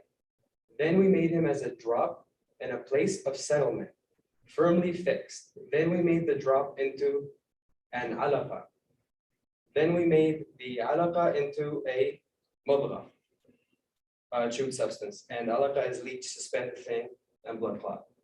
So this, right here, God is referring to the sperm and the egg. Science has only proved this with the help of the latest technology. It is Professor Emeritus Moore, who is one of the world's most well-known scientists in the field of anatomy and embryology, who said that it is clear to me that these statements must have come to Muhammad from God, because almost all of this knowledge was not discovered until many centuries later. Now we're going to get a little bit into the, space. So the sun moving in orbit. In Surah Al-Anbiya, it states, and it is He who created the night and the day, and the sun and the moon, all heavenly bodies in an orbit are swimming. Although it was only a widespread belief in the 20th century amongst astronomers, today it is a well-established fact that the sun, the moon, and all the other bodies in the universe are moving in an orbit and constantly moving, not stationary, as commonly thought before. Expansion of the universe. Any of you guys know about what that is? Okay. So in Surah Al-Dhurriyat, Allah subhanahu wa ta'ala says, Al-Dhariyat, yes, thank you. And the heaven we constructed with strength, and indeed we are its expander. According to the prominent physicist Stephen Hawking in his book, A Brief History of Time, the discovery that the universe is expanding was one of the greatest intellectual revolutions of 20th century. Although centuries before, the Quran had already revealed to us that in regards to the universe, quote unquote, we are its expander. Here's an interesting one, the Big Bang Theory. In Surah Al-Anbiya, Allah subhanahu wa ta'ala says, have those who disbelieve not considered that the heavens and the earth were a jointed entity, and we separated them. In 1929, American astronomer Edwin Hubble proposed the Hubble's law, according to which all entities in space are moving away from the earth at speeds proportional to their distance. For example, the greater the distance from Earth, the faster they're moving away. Soon after this, he discovered that the galaxies are moving away from each other as well, which means that the universe is expanding overall. This laid basis for the Big Bang Theory, which states that around 12 to 15 billion years ago, the universe came into existence from a single extremely hot and dense point, known as a singularity. Due to an explosion of this point, the universe came into being. The universe since then has been expanding from this single point.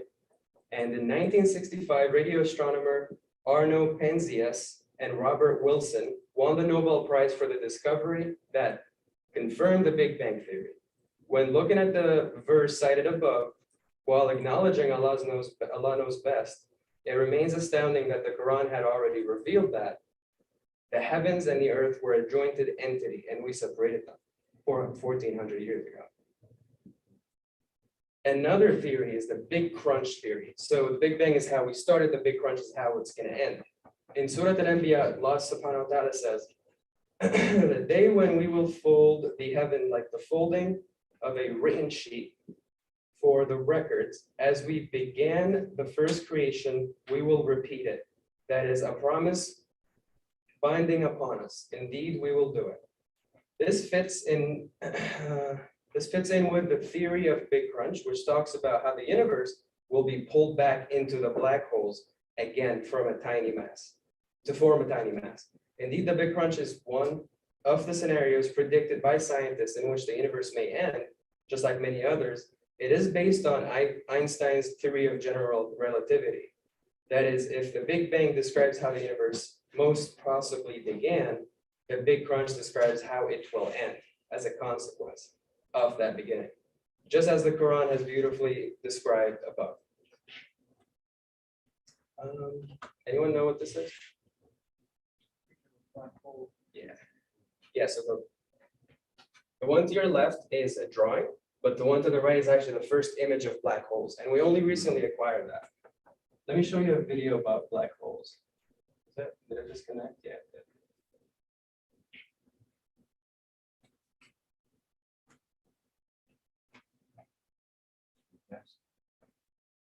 So God in the Quran gave us, I believe it's an entire surah al-Tariq. It's a surah, right? Yeah. And God described in it what a black hole was, right? 1400 years ago, revelations came down in it. They didn't understand it at the time because they were meant to be miracles for later generations, for those who, discover scientific facts, to see, look back in the Quran and say, this was here the whole time. 67 with the help of telescopes. The name pulsar is derived from pulsating star. The word originates from the Latin word flare, which means to beat. They chose this name because scientists were able to record sounds of this star using high-end technology of the 20th century.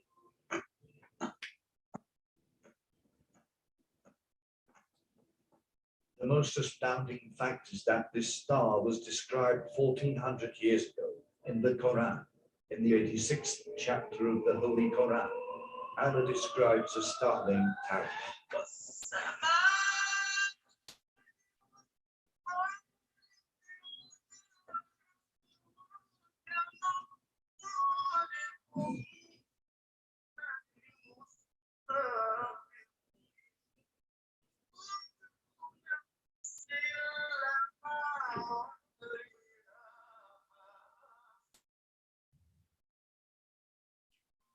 Allah calls this star Tariq and calls it the star of piercing brightness. Now, if we look at the pictures of the pulsar, we can clearly see a piercing light through the star. But there is more. Allah also called the star Tariq, which in Arabic means a beater or striker. Tariq is derived from the Arabic verb taraka, which means to strike like a beat. It also refers to someone who comes in the middle of the night and knocks on the door. You heard how pulsar sounded at the beginning of the video, which scientists were able to hear using high-end technology of the 21st century. You can clearly hear the sound, which sounds like someone is striking or knocking on something. How could the Quran know this 14 centuries ago when there was no high-end technology? There is no doubt left. The Quran is a book from God, and Muhammad was his messenger. He gave us this book to use our intellect and then come to the conclusion that he is our creator. In case you were wondering what that sound was, it's when two black holes orbit each other and they get together and they collide. And here's what it looks like. Wait, hold on. The other video, right? Okay.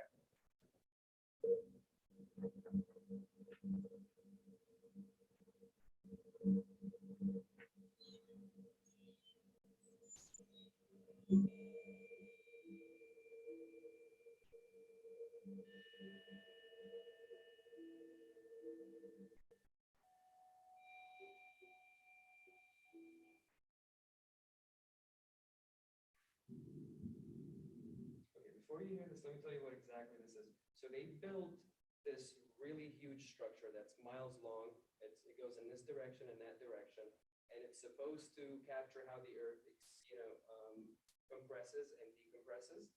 And the reason the Earth compresses and decompresses is because it experiences the gravitational waves that travels through the space and time of the universe. So if an explosion happened really far away, we talk in light years away. It's going to reach us eventually. And this LIGO thing allows us to translate these waves into sound. And so this is what the LIGO heard in terms of waves, and they translated it into this sound.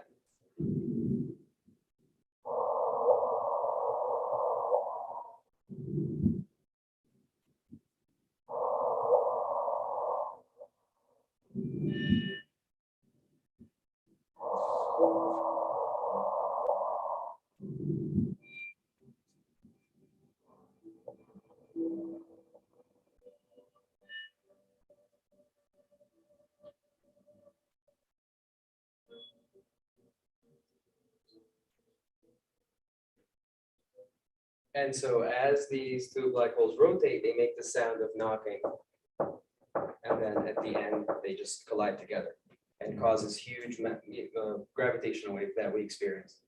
And the Earth literally compresses and decompresses, but we don't experience it because everything else around us does. And God described that sound in the Quran in the name of the chapter, which is al-Tariq, which is like, it means, the sound of the hammer. Al-Tariq is the hammer, basically. This wraps up the presentation, but I'm sure, maybe one of you is interested. There's a lot of really interesting things in the Quran when it comes to science. The theory of relativity, which Albert Einstein came up with in 1900, is explained very simply in the Quran. The theory of general relativity and simple relativity, 1400 years ago. And I always thought to myself, if I read the Quran long enough, maybe I can get a Nobel Prize in something, without giving credit. So you could simply look up Islam or look up Quran and science,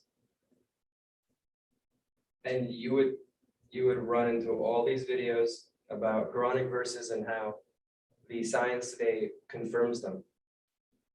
And yeah, everything from Einstein's theories to Stephen Hawking stuff to even the smallest things about ants.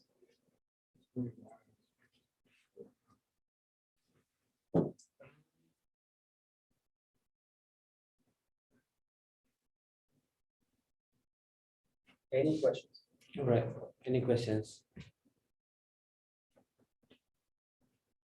I'm just really curious, is there anything in the Quran that kind of correlates with the very popular theory in science is the theory of evolution, Charles Darwin? Is there anything that in the Quran that would either support or debunk that? Well, not that I know of, but I'm pretty sure, I think it's called microevolution. Yeah.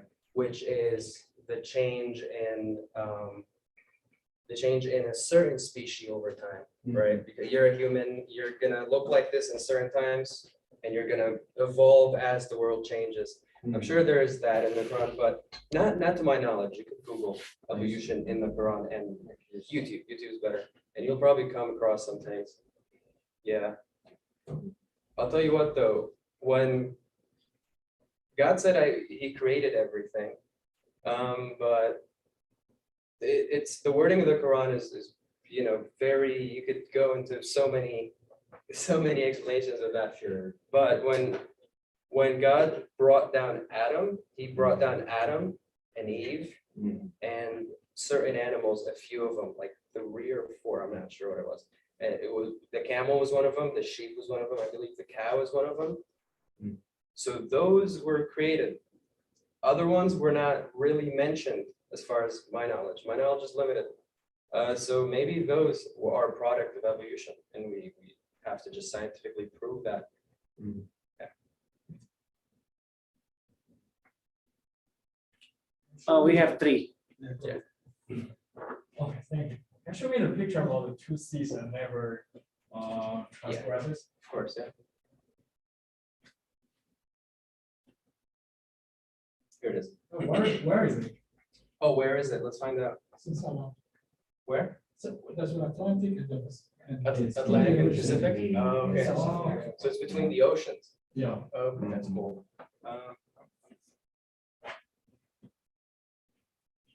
Those ones really got me. You know, the meaning between the 2 oceans. Like you said, in a place where, Thank you.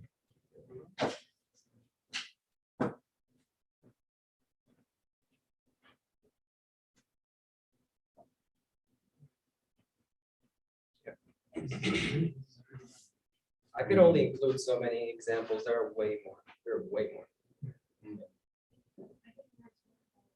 The whole, you know how we have 23 pairs of chromosomes, right? Yes. And males have XY chromosomes, Right. females have XX. There is, I think there was something related to that, too, like, how we can identify gender based on a chromosome. Yeah. There was something, I cannot remember. Yeah, exactly.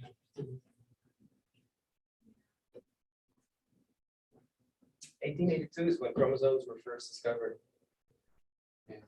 So about 1,200 years after the Quran. Jay, do you want to ask something? I was gonna ask the same thing about the oceans. The oceans. Can you show the hammers again? Oh, the sound. Yeah. No, like, well, did you show the sword or did you just say the name? Oh, the surah. Yeah. It's right here.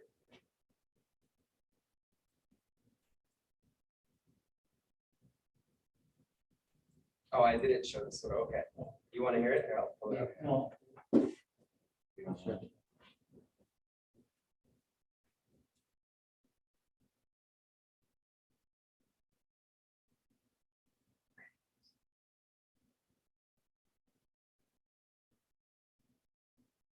بسم الله الرحمن الرحيم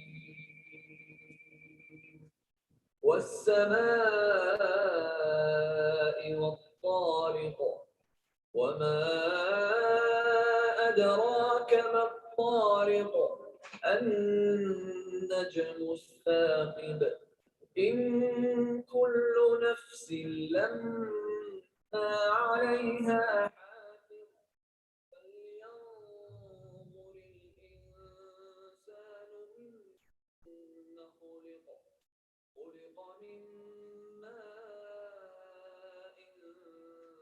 But your point is At-Tariq, right?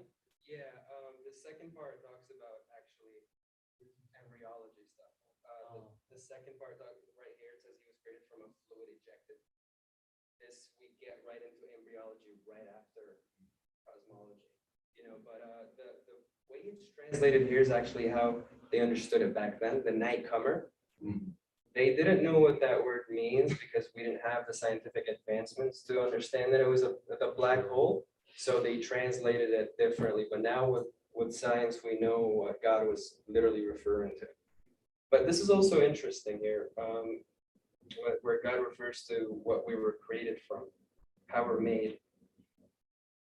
Listen to that. Tell me if it sounds familiar to how humans are formed in the mother's womb. خلق من ماء دافق يخرج من بين الصلب والترائب إنه على رجعه لقادر يوم تبلى السرائر فما له من قوة ولا ناصر والسماء ذات الرجع والأرض ذات الصدع إنه لقول فصل وما هو بالهزل إنهم يكيدون كيدا وأكيد كيدا فمهل الكافرين أمهلهم رويدا. Okay, other questions? Comment? Mohsin? What's your question? You're done? All right. Thank you so much.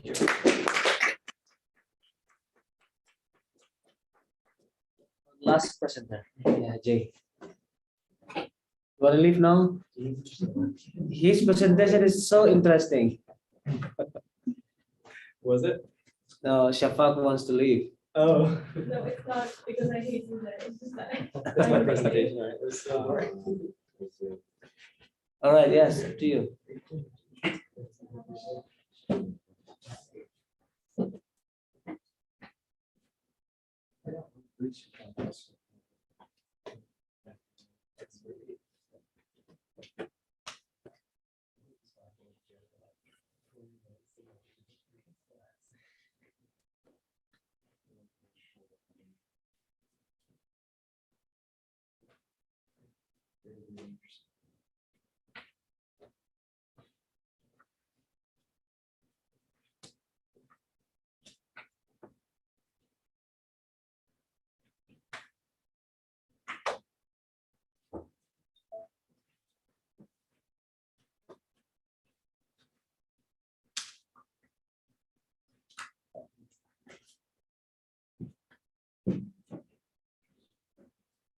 All right, so we had one person present and talk about conquerors expelling Islam. So now I'm going to talk about a group of conquerors who converted to Islam.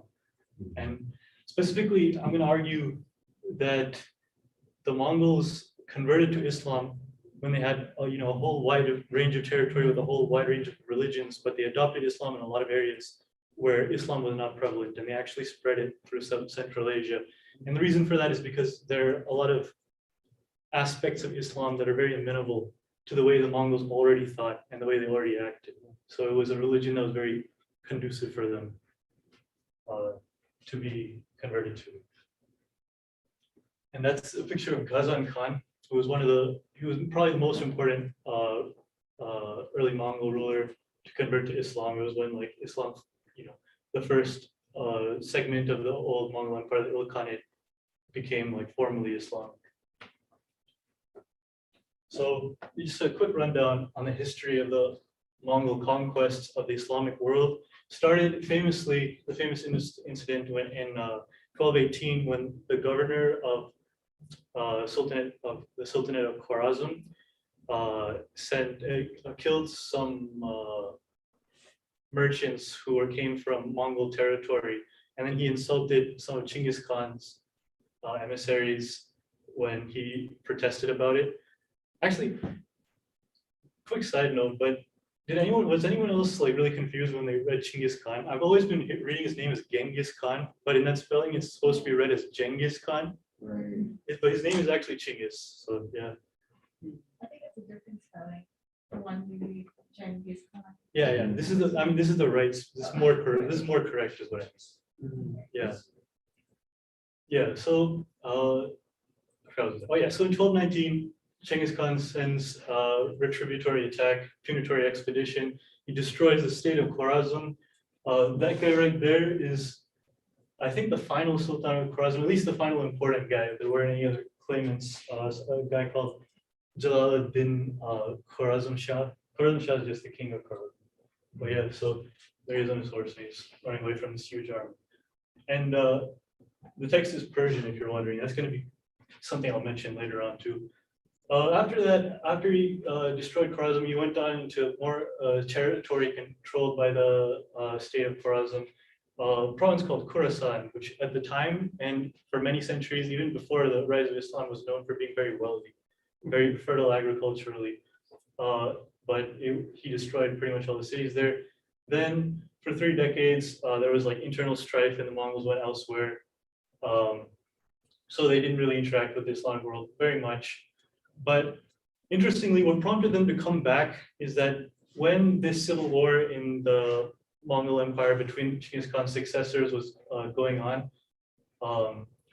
the guy who was about to win Monkey, at least he claimed, we don't have very good sources about this, but he thought that the Nizari Ismaili sect, which we learned about earlier in class, right? They're the sect of Ismaili Shiites who were known for assassinating people. In fact, the word assassin in English comes from them. And so he thought that they had tried to assassinate him. So he sent his kinsman, I think Hulagu was like another son of Genghis Khan, I'm not sure though, might be a grandson.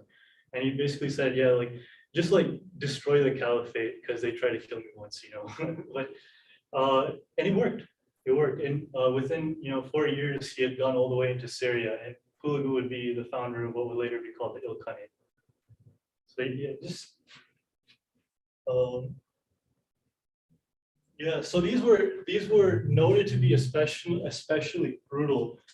Muslim historians of the time, they gave figures for like certain cities like Nishapur and Herat of like 2 million people killed, which is impossible because they had at the maximum they could have supported at that time was about 1 million.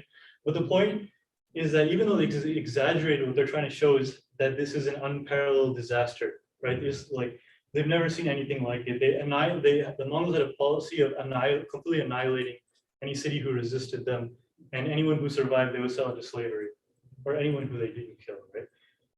Their brutality was extraordinary. It was something that people in the Islamic world had never witnessed before. And I mentioned Khorasan earlier, right? So you probably never heard of that before. That's because it never was really important again. It depended on like this centuries-old system of agriculture that because the Mongols depopulated fell into decline. And now it's like very infertile. Nobody lives there. It's very poor where they do. And there's a common narrative about this period where this destructive rampage by the Mongols through the Islamic world is sort of when, we learn about the early period of the Abbasid Caliphate as the peak of Islamic science, when they were, at the forefront of the world's knowledge. And this is like a lot of Orientalists and even like Muslim thinkers looking back have pinpointed this as like, oh, this is when it starts to fall. But I will argue that that's not the case, and that the Mongols became like were easily adapted, became absorbed into the intellectual climate of Islam. Yeah, so Islam survived, even though there were a group of people who came around destroying entire cities, wiping out whole provinces, right? And that's a pic of a guy who converted to Islam, a Mongol, a ruler who converted to Islam before Ghazan Khan. So this process was took a while, but there were regions destroyed by the Mongols, like Khorasan, that never recovered. But there were also plenty that came back, right? The Muslim historian Juwayni, he was in a city called Bukhara, which is in the same general region. And he wrote that in the initial Mongol expedition, it was completely leveled.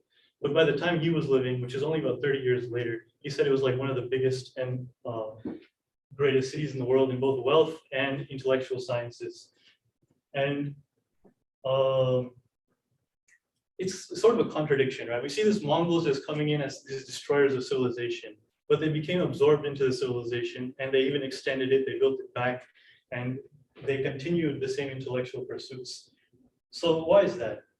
And one comparison I want to make is that the Mongols, like the Arabs, were a group of nomadic warriors who conquered a vast amount of territory extremely fast. And they were also joined together by a sense of like ethnic identity and mission that was religious in a sense, even for the Mongols, because they considered themselves the servants of the divine Khan. But the Arabs didn't become like Jews, Christians, or Zoroastrians, or whatever religion the people they conquered were. So what happened with the Mongols? So I'm going to talk about Mongol religious ideas, which are really difficult for us to understand today. So the reason I call it religious pluralism, Mongols, a lot of people say the Mongols are tolerant, but I think that's the wrong word, because tolerant implies they had a certain belief and they let you practice your own belief. But the Mongols didn't think about religion like that. They were what's called immanentist, as opposed to transcendentalist, which most religions we know are, which is they're concerned about salvation, right? Accruing like some kind of merit for the next life, for the next world, etc. But the Mongols wanted religion that helped them in the here and now. They wanted like to harness supernatural powers to help them in their wars, to help them in their everyday lives. That's what they wanted from religion. So they would let people into their court of various religions because they thought, well, if we get this Muslim guy and this Christian guy, then they can harness like their gods, and then we'll be like twice as better. That's the so it's religious pluralism. It's even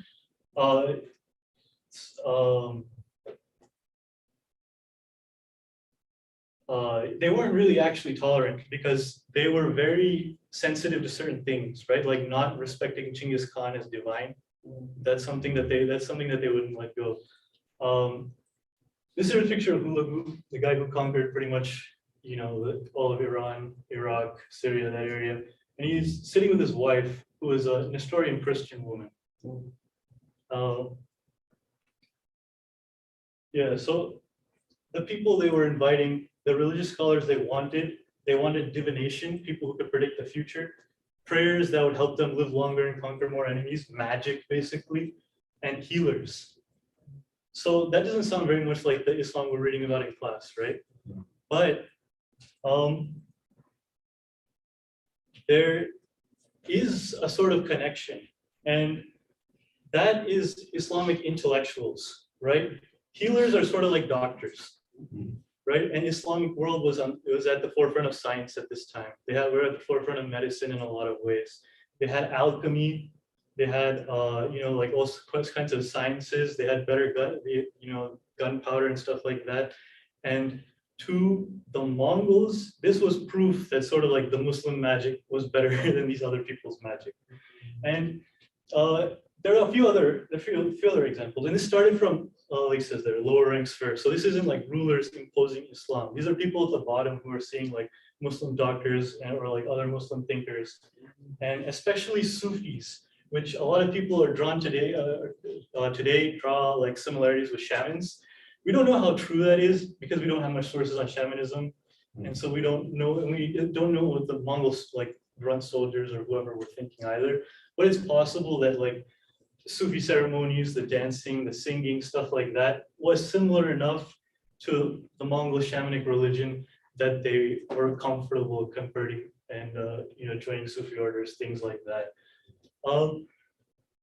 It's also actually at the same time the Christians there were Christian missionaries in the Mongols, and interestingly, there was one Dominican missionary in the 1290s who complained that Mongols were picking Islam because it was too easy to convert.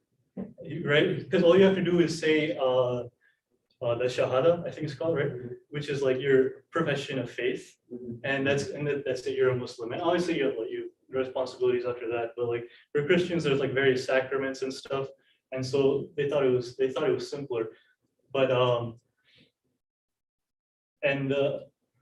there's also the pragmatic value. That's the one everyone talks about, which is like all the people under them are Muslim. So if you convert to Muslim, then you get easy propaganda value, easy popular support.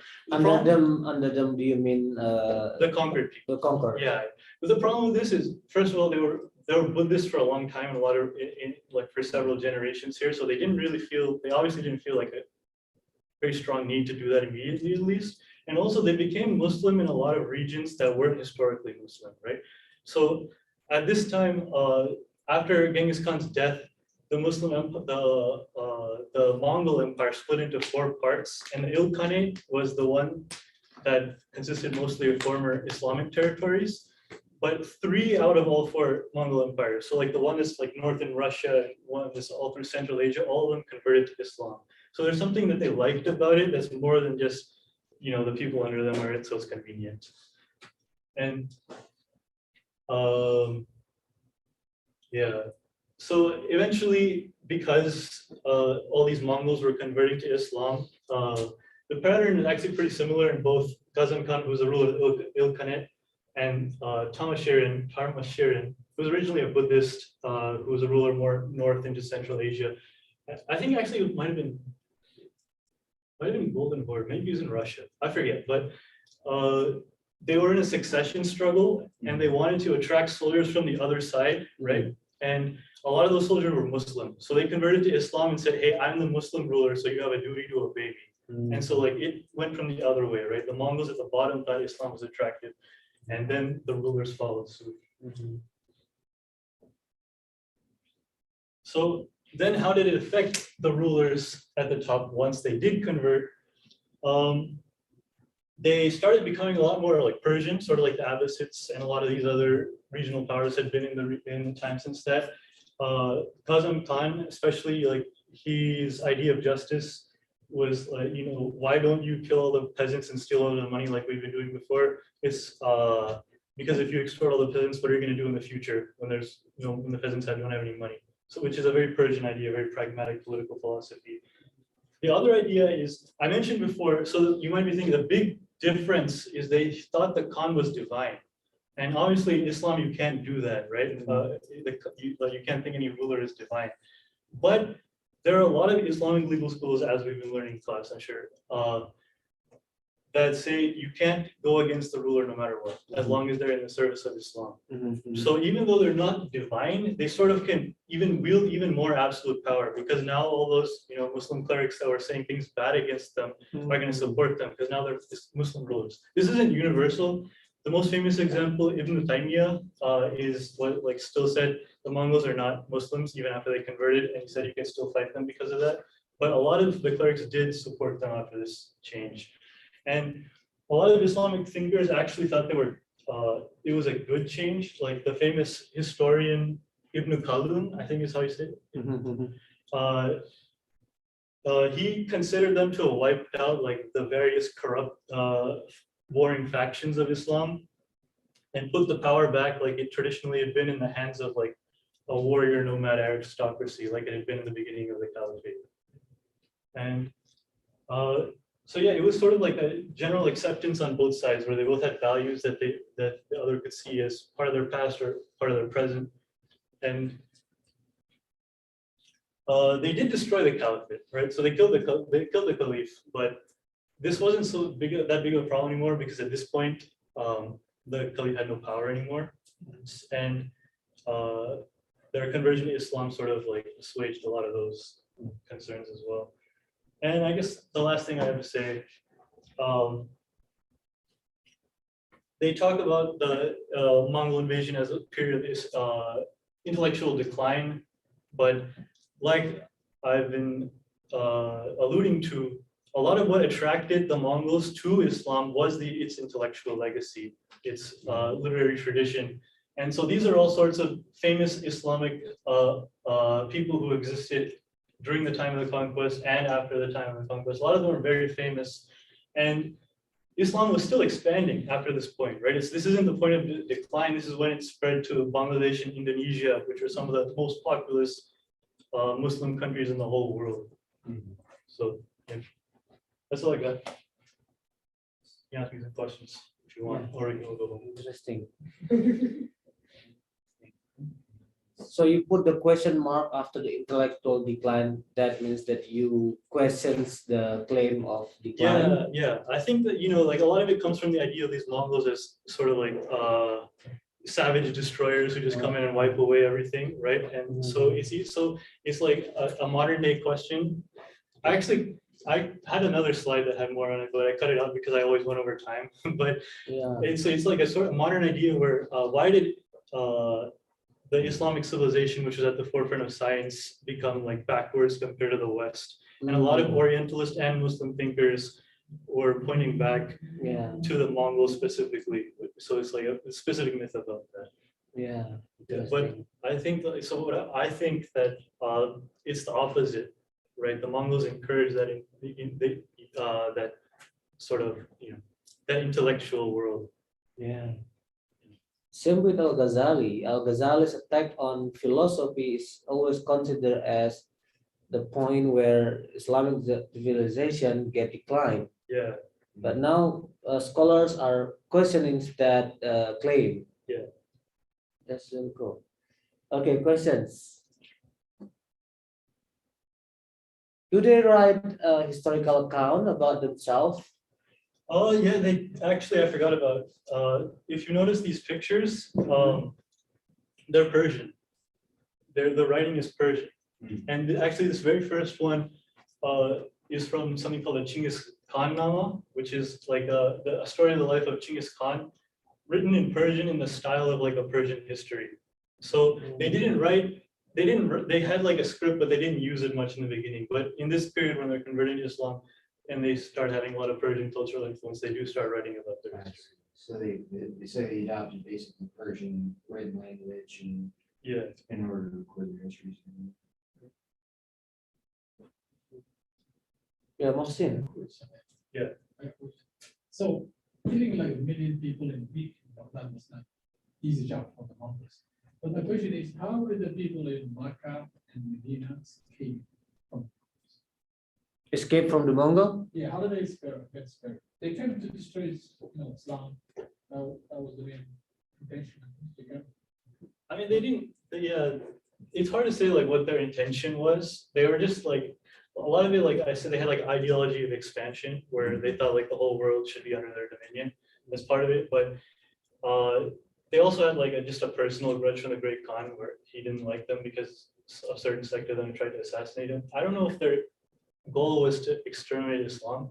They wanted to make the caliph submit, but that's not the same as like going to every Muslim city and like killing everybody, right? And so the famous like the Battle of Ain Jalut is when the Mamluks defeated them in Syria, I think, or somewhere thereabouts. It's supposed to be like, it's like in traditional history that's supposed to be when they stopped. But more recently, it seems, because Hulagu wasn't even there, he went back. More recently, it seems they stopped because they ran out of pasture land for their horses. So they felt like it wasn't worth going any farther. Historically, the Hulagu guy, the advice of his friends, the Buddhists and also Christians, he did not like Muslims. His goal was just to finish him off. Is that right? So, yeah, so that's why he was going all the way to Syria, to Cairo, but he got stopped in the way. But my question was, I don't understand how Makkah and Medina, that were the holy centers, that he wasn't able to go there. You mentioned 3 or 4 like dynasty, Muslim dynasty of Mongol. Yeah. How did they ended up? Like who attacked them after that? I'm not sure actually. You're not sure? Yeah. The 3 dynasties are, the Ilkhanate is the one I talked the most about, that's in centered in Persia and also including like Iraq and a little bit in Afghanistan. Then there's the Golden Horde, which is like Russia into Mongolia, and then the Chagatai Khanate is Central Asia. Central Asia. And like those second 2, we don't learn very much about those in history. I don't know. Islam is also big religion in Russia. Yeah. Is that because of the contribution of Mongol? They are the one who bring Islam in there for the first time. They're definitely the first who brought it into that region of Russia. Yeah. There might have been. I don't know if they were like the very first, but they were like the first significant presence. Okay. So then would you say that much of the Golden Horde that ended up part of Russia were mostly Muslim? They are, yeah, they were. They're Yeah, all- documented, yeah. There's a Tartars, I think the Turkic and the Tartars. Yeah. Oh, Nathan. This is more less a question, more of a recommendation, is on the topic of Islamic intellectualism under the Mongols. There's a very good book, if you've heard of it, called The Years of Rice and Salt, that goes into, it's an alternate history novel that about the world where the most of Europe dies during the Black Death, but and how the next like 800 years of history go without Europe involved, and like mainly focused on the expansion of Islam in China and how they kind of interact with one another. There's a very good section in it talking about basically in this world's version of a scientific revolution that happens under the Mongols due to their or by a group of Islamic doctors basically encouraged by a local Khan to basically make a lot of modern chemical advancements. Kind of goes into a lot of the stuff we talked about. Very good book. Sounds cool. What's it called? The Years of Rice and Salt. It's very good. It's nice. All right. Thank you very much, Jay.